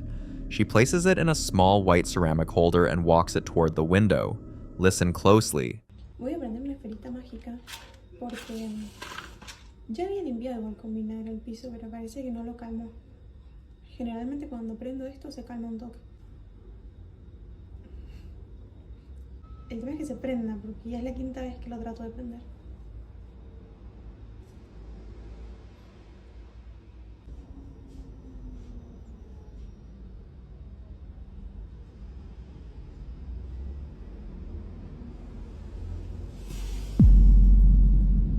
Saltó, ¿lo vieron?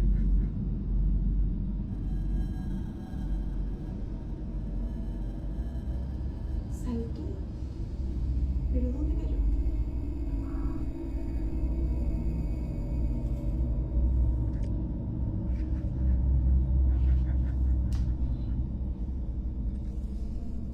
Literalmente se partió. Charcoal discs can occasionally crack or pop when moisture is trapped inside, but an explosion of that force, that volume of smoke, that trajectory, it's a different category of event entirely. She'd been using the disc specifically to spiritually cleanse the space, and for many viewers who practice similar traditions, the disc breaking apart so violently is itself a sign, an indication that whatever energy is present resisted or reacted to the attempt. In some folk spiritual traditions across Latin America, a cleansing ritual that fails dramatically is interpreted not as a malfunction but as pushback, evidence of a hostile presence that doesn't want to be cleared. By nighttime, whatever she thought she'd seen or sensed had become impossible to ignore. She films the door to the bathroom, a white door with textured privacy glass, because she says she can see something through it, even if the phone's reflection partially blocks the view. Watch. De acá lo veo, pero el celular le da el reflejo. No puedo ver el vidrio tranquila porque está él. Y no hay nadie en la casa. Nadie de nadie está en la casa. Through the pebbled glass, a dark humanoid silhouette is visible. A head, shoulders, the shape of someone standing motionless on the other side. And when she moves the camera down the darkened hallway to show there's no one there, she says it plainly. There is no one in the house, no one at all. The same household. A figure in the window reflection at night. A television with a fixed preference no one programmed. A spiritual cleansing that ended in an explosion, and a silhouette standing behind a closed door in an empty home. Whatever is happening inside those 4 walls, it doesn't seem to be answering any questions, just adding more.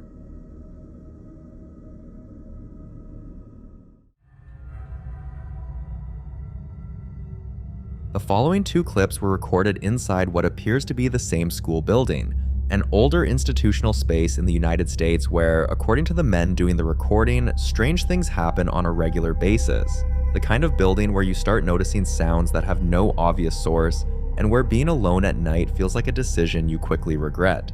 In the first clip, 2 men are sitting together in a break room or office area late in the evening, and almost immediately something interrupts their conversation. Listen closely. Hoy. ¿Es el Juan? ¿Nada? A estas horas. Ajá. Se oye. Ayer también estaba sentado y el mismo ruido. Okay. No, pues no, ese güey anda en el gym, Juan. Juan anda en el gym, ¿Anda en el gym? Mira, la hora que no estuviste aquí, Ajá. la semana pasada, bueno, la hora que no estuviste aquí, Ajá. a la madrugada. Yo vengo a las 5 de la mañana y prendo todas las luces, quito alarma, prendo las luces y la chingada. A series of loud, rhythmic knocks ring out from somewhere unseen. Not a one-off sound that could be brushed off, but persistent enough that both men stop and try to figure out where it's coming from. One of them points out that Juan, the person they initially suspect, isn't even in the building. He's at the gym, which rules out the most obvious explanation before anyone can even settle on it. What makes this clip harder to dismiss is the older man's follow-up story.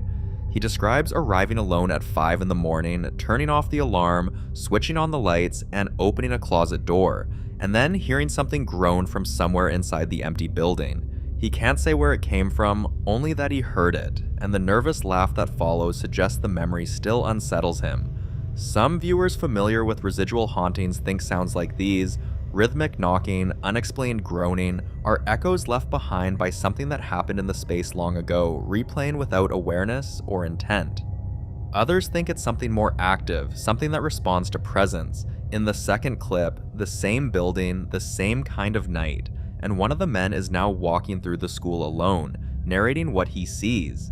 Dark hallways, stacked chairs, the red glow of exit signs reflecting off the polished linoleum floor.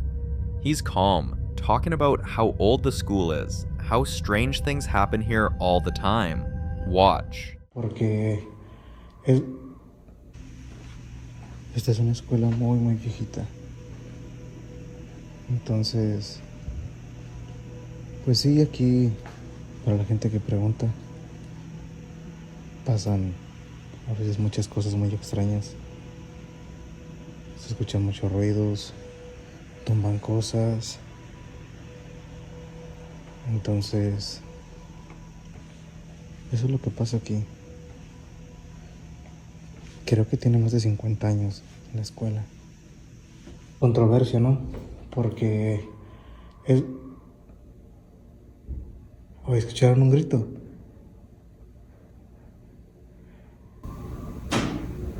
Oigan. Les digo.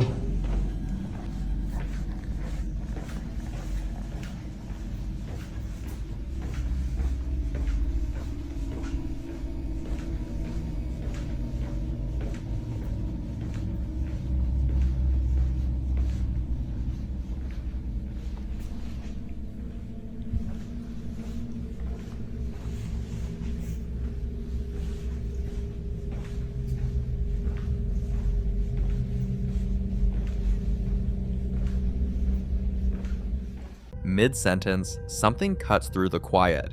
A sharp, high-pitched sound, somewhere between a yelp and a muffled scream, and he stops immediately, asking whether anyone else just heard it.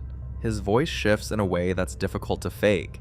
He describes it as a scream, and for the rest of the clip, he moves through those dark hallways in silence. So, what do you think he heard?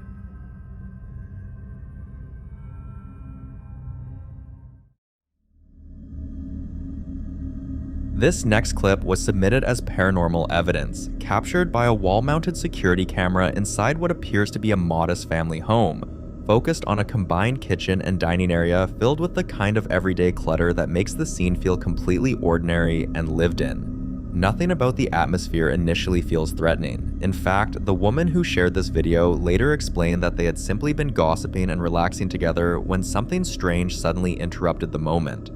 According to her, the maid abruptly reacted first, looking upward towards something off camera, which immediately changed the mood in the room. Watch.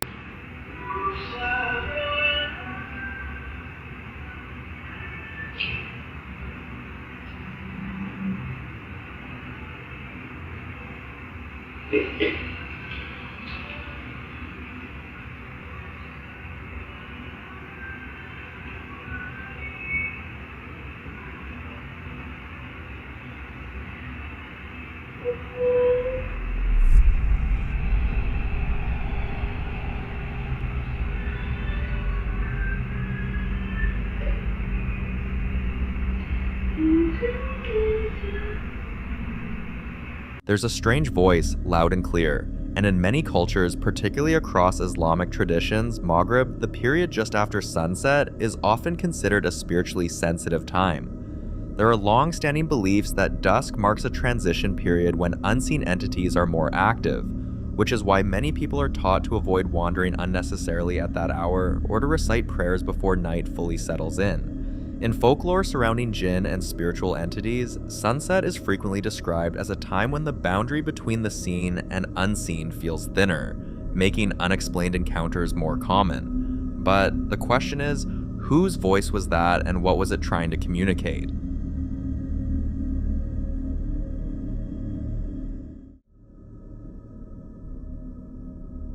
The following video was recorded by a man who, by his own admission, has reached a breaking point. Strange noises coming from inside his home, activity in the backyard, and now whatever has been happening inside his shed. He films himself in an agitated state, cutting between his own reactions and CCTV footage he pulled from a security camera mounted inside the shed, explaining that he'd been watching the Ring footage from inside before driving home in the pouring rain to see it for himself. He's clearly exhausted, oscillating between disbelief and genuine fear, and you can hear it in his voice when he says, "This is becoming unbearable." The CCTV feed is grainy black and white, the kind of footage that makes everything look a little wrong even before anything happens. Watch. I'm so over this, dude. Come on. Hey.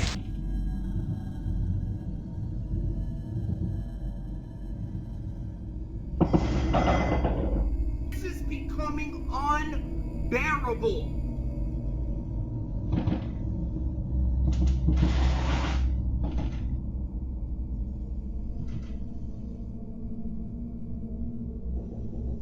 I got stuff happening in the woods, in my backyard, in the shed, in the house.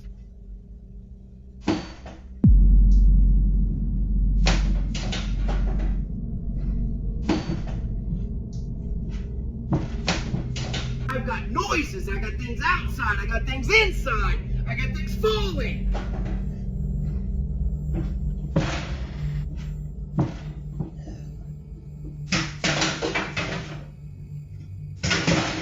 But I'm finding clothes that don't belong to me in the corner, apparently in front of a mirror.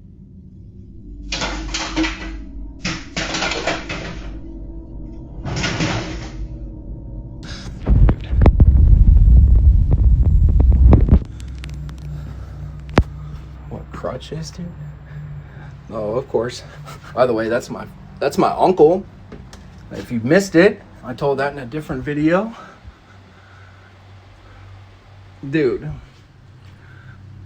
This does not make sense anymore. I can deal with a couple weird things, okay? That's fine. I'm telling you. I can't do it anymore. The shed door swings inward on its own with significant force, and almost immediately after, something crashes violently just off camera to the right. Objects being thrown, heavy things hitting the floor, a metallic rattling that the man himself can't identify. It doesn't stop. The destruction continues in waves, each round louder than the last, shaking the camera with the impact. When he finally walks into the shed afterward, he finds clothes that don't belong to him piled near a mirror, a pair of crutches in the closet, and nameplates on the floor he struggles to explain. For some viewers, the escalating nature of the activity, bangs, crashes, objects displaced, foreign belongings appearing, points toward a poltergeist, a term rooted in German meaning noisy ghost, traditionally associated with violent, disruptive disturbances rather than silent apparitions. Poltergeist activity in paranormal literature is often described as kinetic and chaotic, with a particular tendency to focus on one location or one person. Skeptics, on the other hand, have pointed to the timestamp on the security footage, dated to a year that hasn't happened yet, as a significant red flag, suggesting the CCTV footage may have been staged or digitally altered. That detail alone gives pause. But whatever the explanation, the sounds on that feed are genuinely hard to sit with.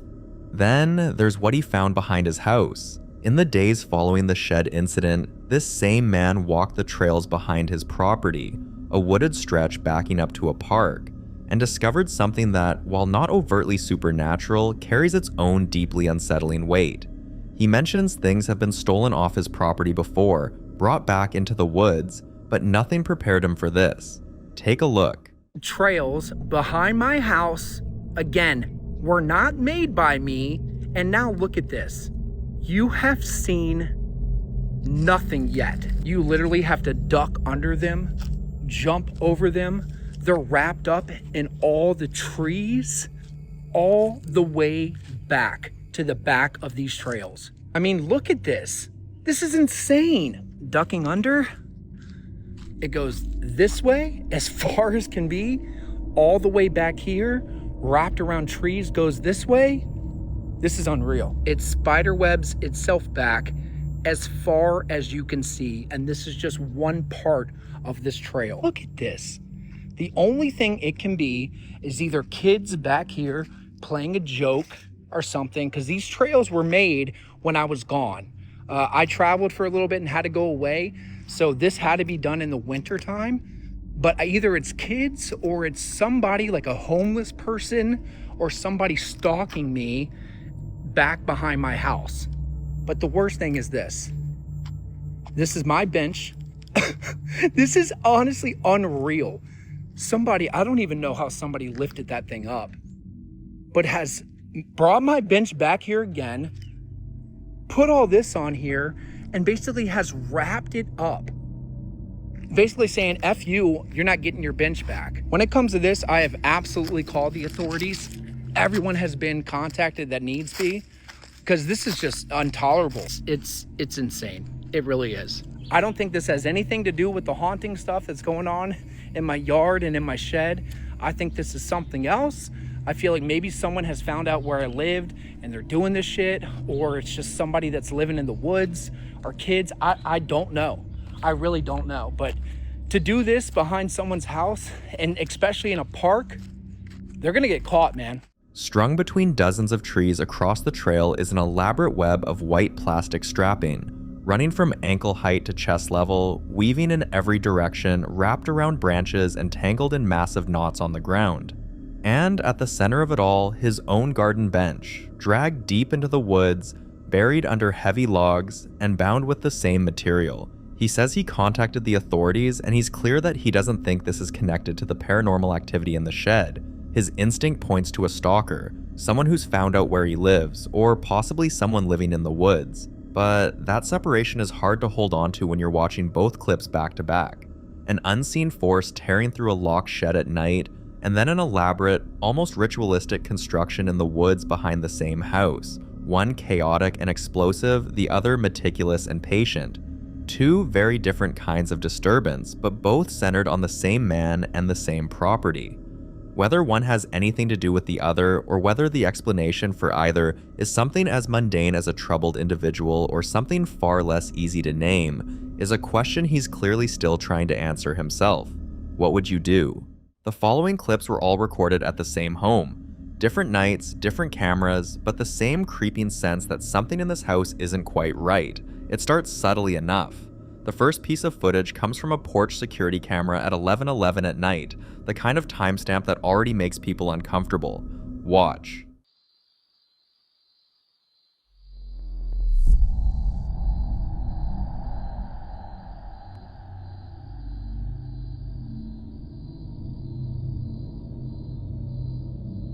A bright circular shape, glowing, out of focus, with that floating quality that sets it apart from a falling leaf or blowing debris, drifts downward from the top of the frame and moves toward the front door before disappearing entirely. Now, skeptics will point out immediately that orbs like this are extremely common on infrared security cameras, usually caused by dust particles or insects hovering close to the lens and catching the reflected light. That's the rational explanation, and it's a solid one. But in ancient folklore stretching back centuries, orbs of light were interpreted as something far more intentional, manifestations of spirits or energies serving as a bridge between our world and something beyond it. Whether this is a speck of dust or something more meaningful, what it does is set the tone for everything that follows. Something in this house seems to be making itself known. That same night, just after 11:43 p.m., the indoor Nest camera catches something with considerably less ambiguity. The living room is dark and quiet, small dogs restless in the background, when without warning, a loud crash erupts from somewhere off camera. Watch.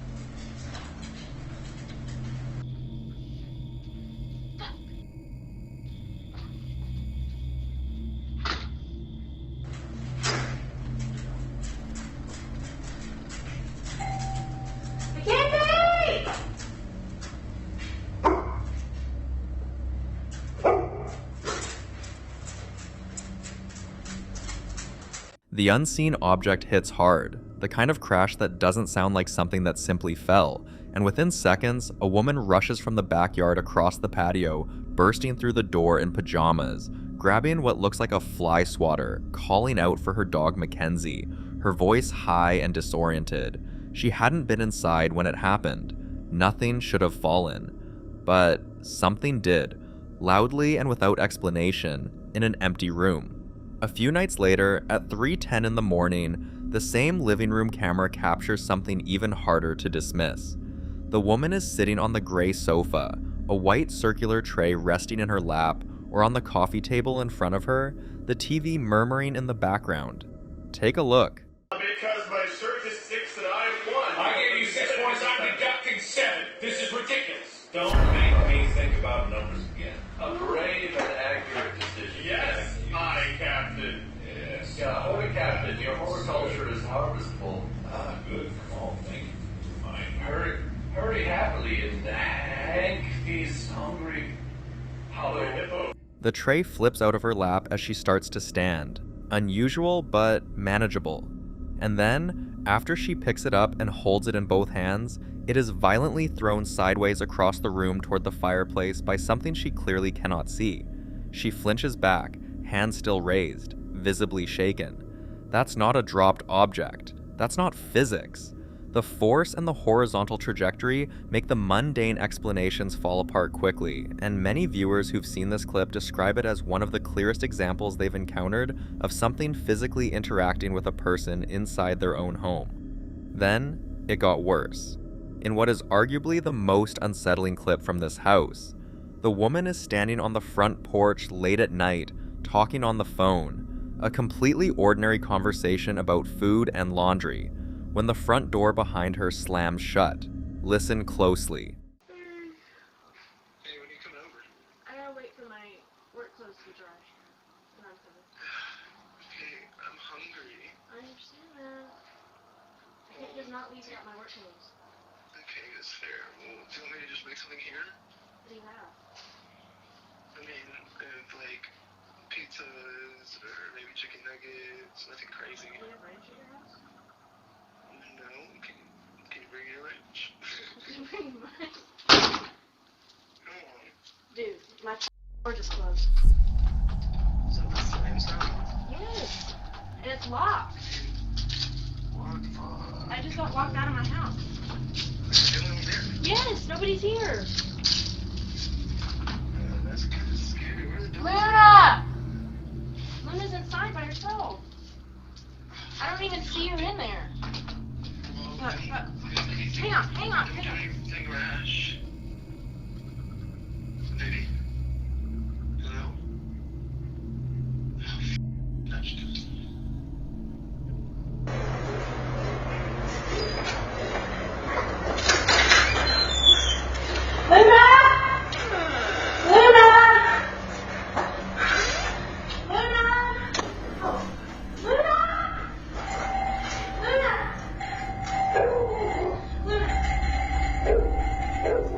She spins around immediately, tries the handle, and it won't open. She's locked out of her own house. She's panicking, telling the man on the phone that nobody's inside, calling out for her dog Luna, pacing the porch in visible distress.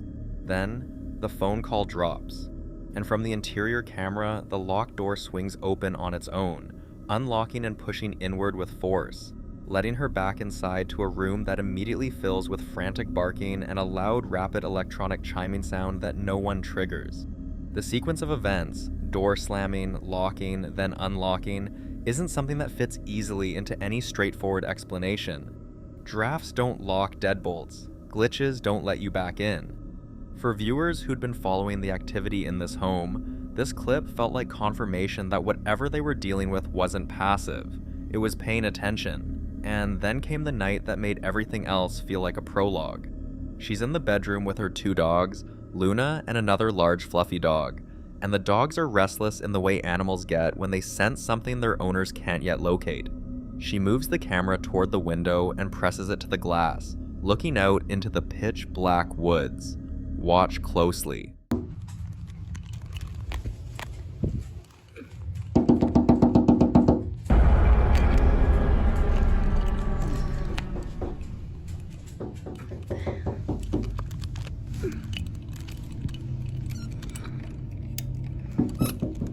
Luna, come here. Sit. Come here.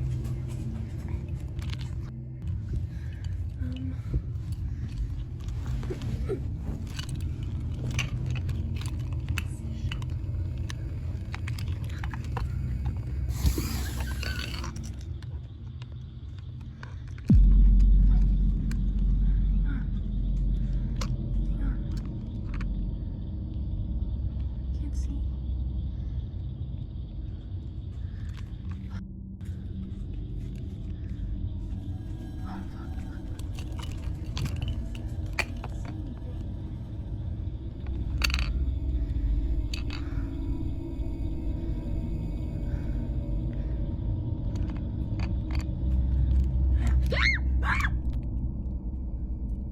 Deep in the darkness, a small, solitary red light sits completely still among the tree trunks, not moving, not flickering, just hovering there while she watches it for over 30 seconds, whispering and swearing under her breath, her breathing growing heavier. Then she pulls the camera away from the window when she hears a groaning sound. The red light outside may never be explained. Stationary and isolated, it doesn't behave like any passing vehicle or animal. But the lamp turning itself on while her back was turned, in a room she never left, is what breaks the clip open. Whatever is happening in this house has moved through nearly every room. The porch, the living room, the front door, the bedroom, and each clip shows it getting closer to her, more direct, more willing to make itself felt. Where it goes from here is the part that keeps people up at night.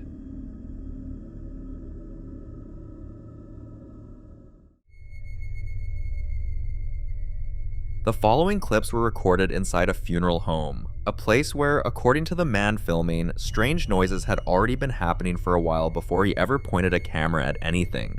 During the day, the showroom sits completely still, rows of coffins displayed on tiered racks beneath bright natural light flooding through a wall of large windows, the kind of space that's unsettling enough even when nothing moves.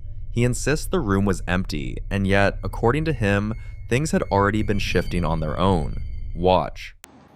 Miren, como tenemos rato escuchando ruidos aquí en esta zona.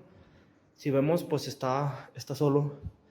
Y creemos que pues hay algo aquí, porque pues se empiezan a mover así como que medio raro. Miren, miren, miren, miren, miren, miren. Miren cómo se mueve, miren, miren, miren, miren. Miren cómo se mueve.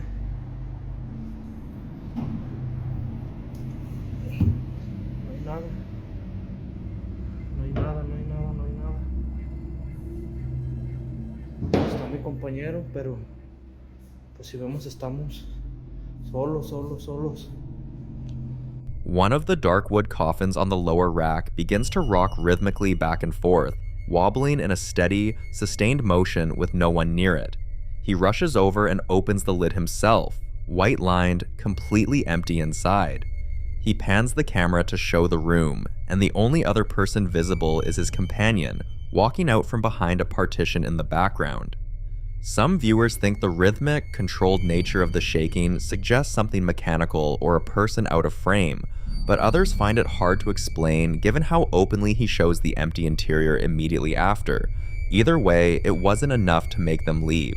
That same night, they were back, and what happened next was a completely different kind of experience. Watch closely. Estamos aquí en la funeraria, otra vez, con ruidos raros. Entonces, pues, está solo. Ahora sí, igual pinche que se ve, que nada. Estoy solo a la chingada. Estoy solo. Chingada. Ah, la chingada. Ah, la... No mames. Ah, la chingada. He's alone in a narrow hallway at the back of the funeral home, scanning a storage room packed with rows of tall silver metal stands, candelabras and pedestals used for funeral services, standing upright in tight formation. Then, one of them suddenly crashes to the right, and before he can even react to that, the rest follow. A massive, violent wave of metal striking the floor all at once, the sound filling the entire hallway.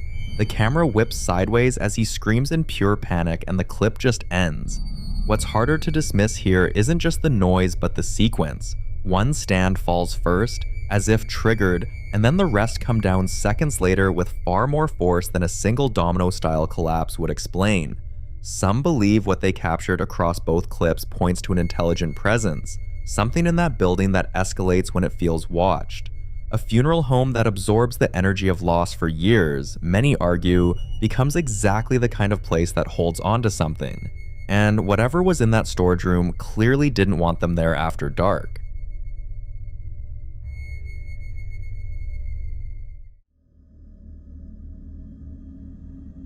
The following video was recorded on a quiet morning at just past 10 a.m., inside a home that its owner describes as anything but ordinary.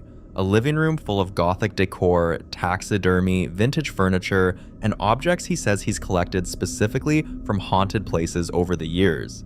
He'd woken up that morning with a feeling he couldn't shake, the kind that made him reach for a camera before he could fully explain why.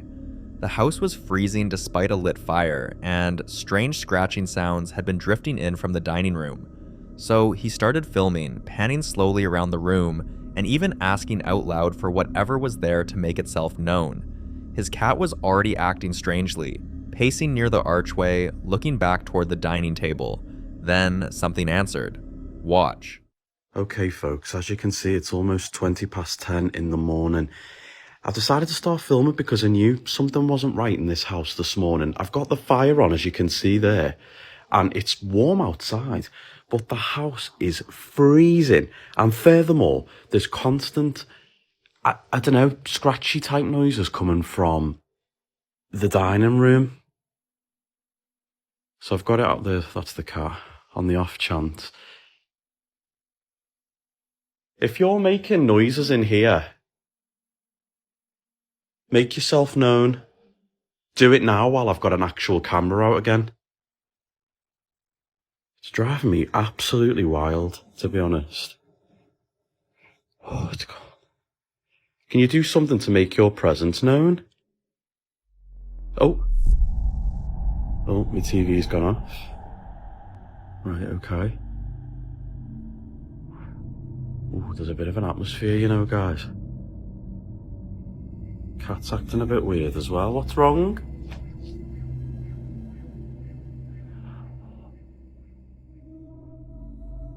You okay?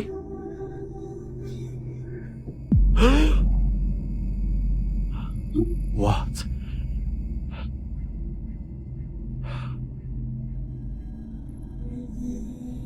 Right. Thank you for doing that. Okay. Woo, I'm freaked out. Thank you. What is it you want? Why do you just randomly flare every now and then? The cat is going nuts at the bottom of the stairs. If you've just moved that chair, Do something for me again.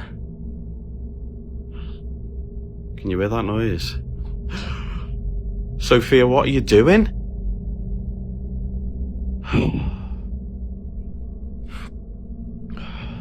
Whoa, what was that? What was that? What was that? What?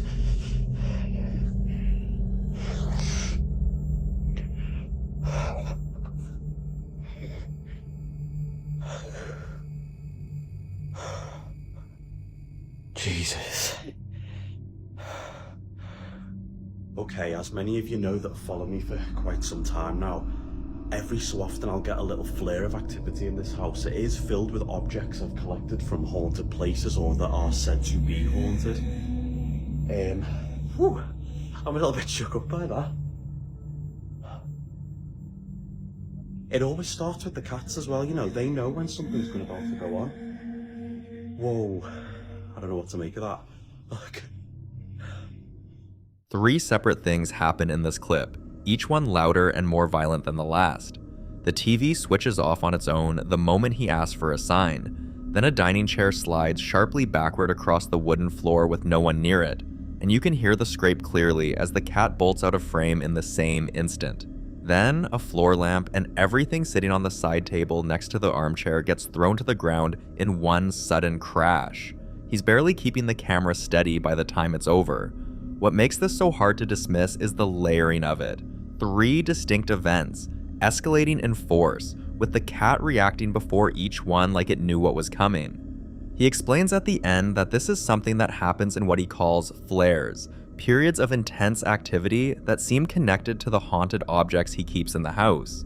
If you follow cases involving cursed or spiritually charged objects, that framing fits a pattern that shows up often. The idea that certain items don't just carry a location's energy, but actively draw activity wherever they're brought.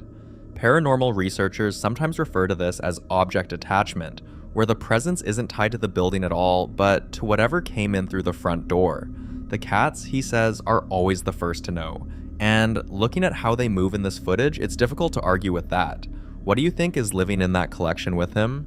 The following clip was captured by a woman named Madison, who felt the need to record what had been happening in her home after repeatedly telling her friends that something about her daughter's behavior didn't feel normal, only to be dismissed as overthinking or exaggerating. According to her, her daughter would mention seeing someone in the house, a man she described as her friend. At first, it sounded like the kind of imaginary companion children sometimes create, something harmless, something easy to ignore.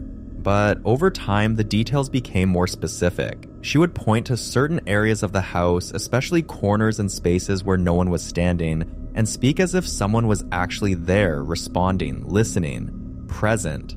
And that's when it stopped feeling like imagination. One night, as they were getting ready to sleep, her daughter brought up a conversation. Watch. Yeah, but what? We hear something. You can hear something? Yeah.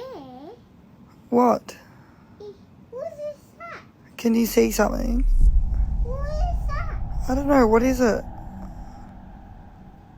Huh? Where?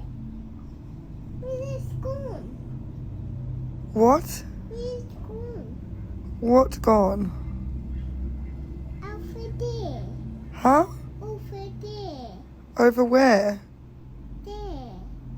What do you mean? In the right there. What is it? Oh no. What is it, Billy? What's that? I don't know. What can you see? Black. Oh, It's black. he's black. Yeah. Oh. Yeah. Does he talk to you? He's coming. He's coming. Yeah. Oh. This coming. Huh? Bird's coming. Yeah. A baby's coming. A baby's coming. Yeah. Oh. What stood out to many viewers wasn't just the moment itself, but the mother's reaction. When her daughter pointed something out, she didn't laugh it off or dismiss it. She listened, she responded seriously, as if she understood that whatever her child was experiencing felt real to her. So was this simply a child's imagination taking shape in a quiet moment? Or was it a glimpse of something that chose to reveal itself only to the one person who wouldn't question it? You decide.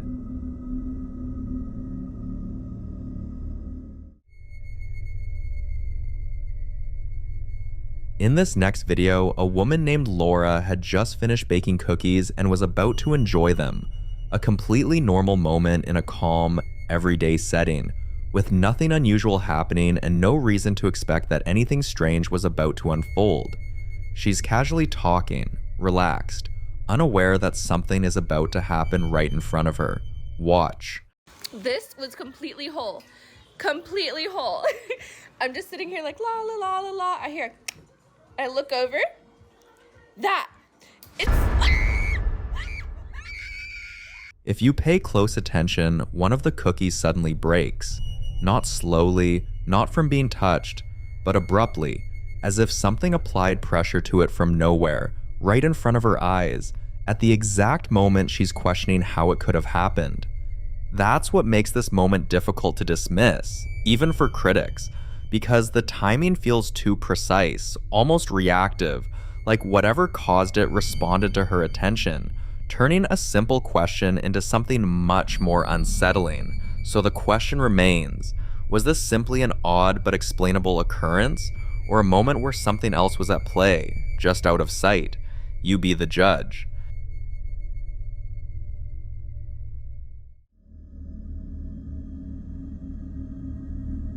Now, this next clip touches on something a lot of people have pointed out over the years. The idea that houses with paranormal activity often seem to experience even more intense disturbances during renovations or remodeling, almost as if the process of changing the structure somehow stirs whatever might already be there. In this case, a Ring camera installed inside a home that was undergoing remodeling captured something unsettling. Watch.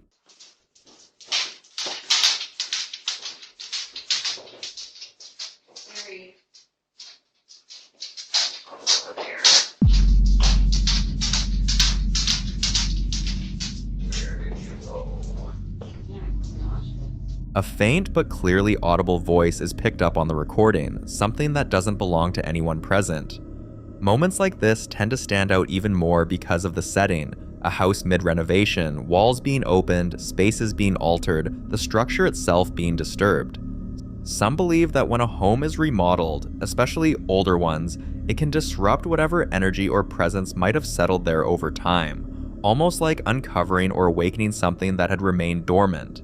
Others suggest that the noise, movement, and physical changes create conditions where activity becomes more noticeable, either by coincidence or by triggering reactions from whatever may be present.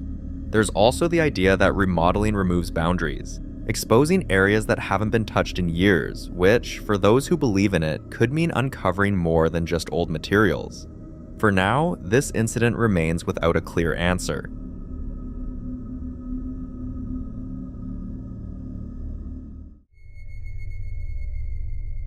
This next video was captured by a family's security camera, and when it was posted, it immediately divided opinion, because while the woman who shared it tried to rationalize what happened, many viewers weren't convinced it was that simple. Here's how she explains it. She's asleep when she suddenly hears her toddler crying out for juice, something that would normally be easy to respond to without much concern, but as she opens her eyes, she feels like she sees something in the room. Something unclear, something she can't fully process in that half-awake state, which prompts her to get up and check. Watch.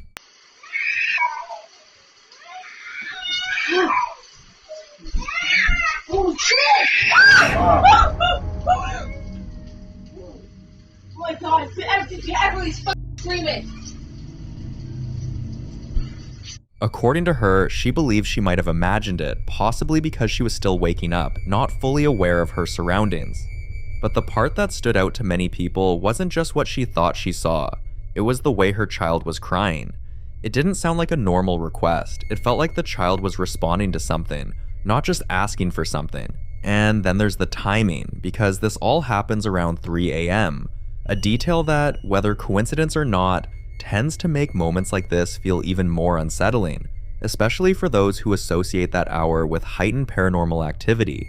Some viewers began to question whether what she thought she saw and what her child was reacting to might have been connected, suggesting that children often respond more directly to things adults struggle to perceive, especially in environments where something may already be present. And that's when she decided to share something else. 3 months earlier, the Ring camera had captured something she hadn't paid much attention to at the time, but after reading through the comments and questions asking if anything unusual had ever happened before, she went back and found this. Watch.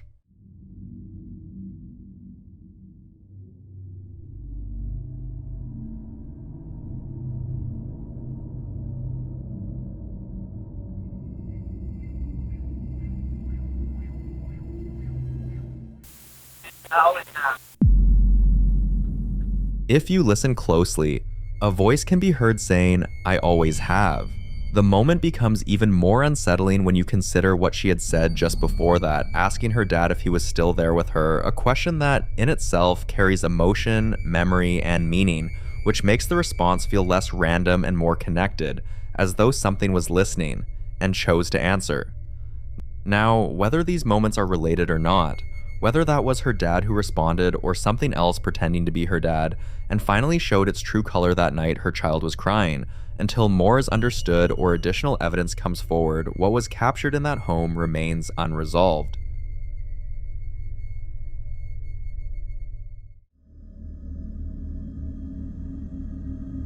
The following video is about a mother and her young daughter whose behavior has slowly become more concerning over time, not because of anything loud or aggressive, but because of how consistent it is.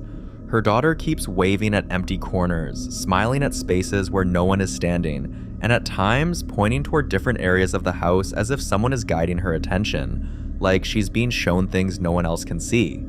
At first, it felt harmless, the kind of thing many parents might brush off as imagination, but as it continued, it became harder to ignore, especially because the child doesn't act confused or scared. She acts familiar, like she recognizes whoever or whatever she's interacting with.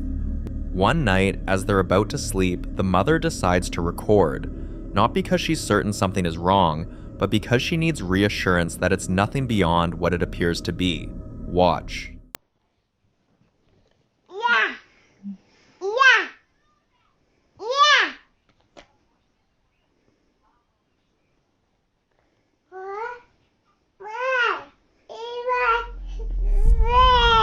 И мы вдвоем дома, да? И мы вдвоем дома, зайка. Только ты и я. Я. С кем ты говоришь? Капу. С кем ты разговариваешь? Пая. Но там никого нет, только ты и я дома. Никого нету. Только ты и я. С кем ты говоришь? Я. Со мной? Да. Точно со мной? Папа. А кому ты махала? Кому ты махала, зайка? Кому ты говорила привет-привет? Папе. Кому? Папа. Это кто? Мам. Moments like this tend to spark a lot of discussion, and one thing often said is that as long as the child isn't afraid, it might not be something to worry about.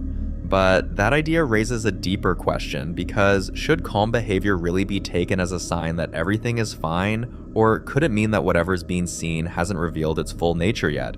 Because what starts as something quiet, something almost friendly, doesn't always stay that way. Now she's reaching out to other parents who may have experienced something similar, trying to understand how they handled it, how they kept their children safe, and what steps they took to make sure things didn't escalate into something more serious. I'd love to hear your thoughts on this.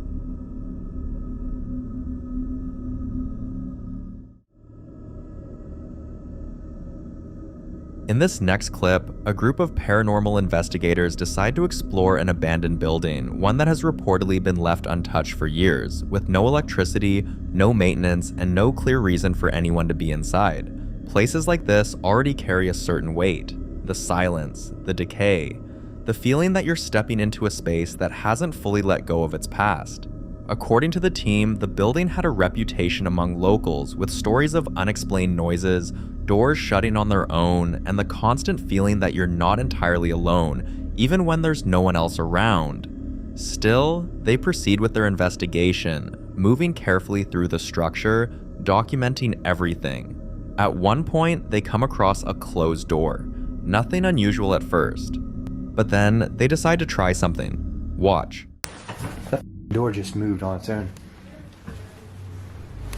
No joke, that door just moved on its own. Holy shit. Guys, tell me that y'all saw that. Watch. Nowhere near this thing. Watch this thing. There's a spirit here. Open that door.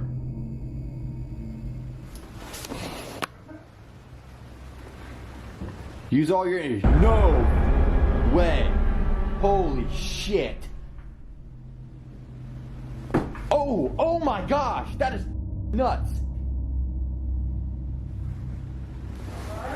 Yeah, this door over here is opening. It's opening and closing it by itself. No joke. Holy shit.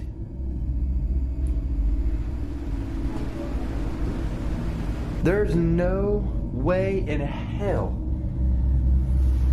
that I'm getting this on camera right now. Like usually, like you gotta really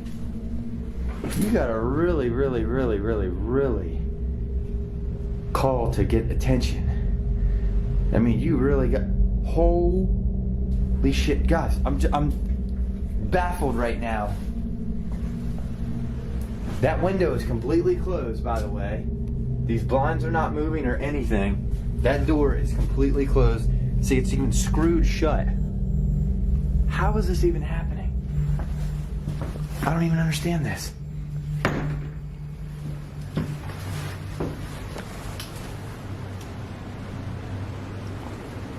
There's a spirit here with me. Close that door. Use all... Oh my gosh, guys. Look. I am baffled right now, like...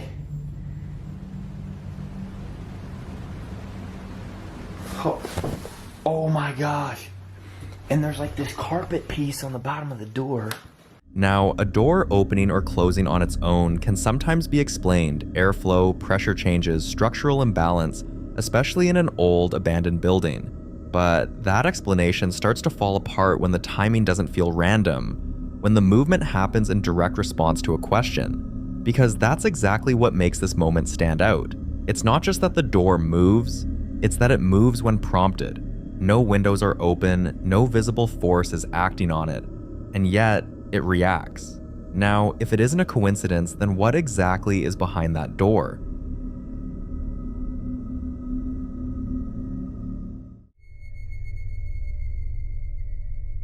Now, in this next video, a man is in the middle of remodeling a house that dates all the way back to the early 1900s, the kind of place where every wall, every staircase, and every hidden corner carries layers of history, shaped by the lives that have passed through it over generations.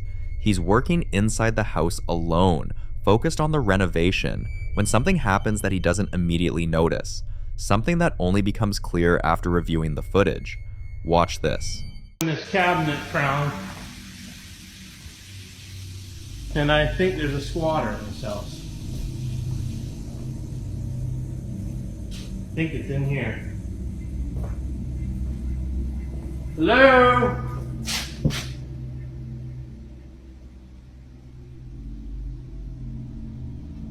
Hello?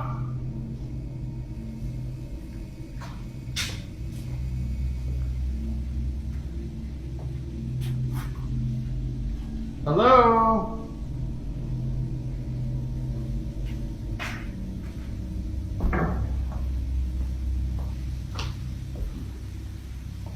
Anybody here?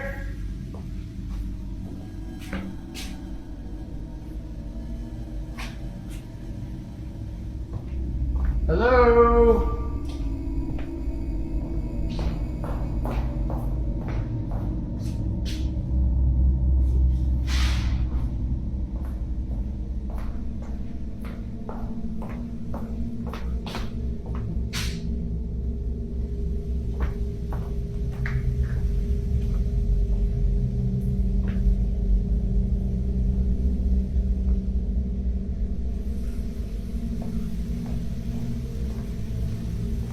Hello?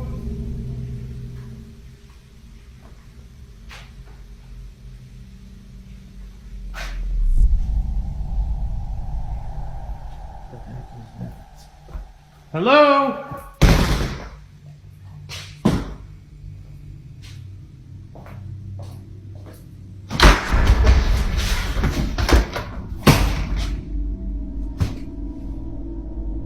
Who is it?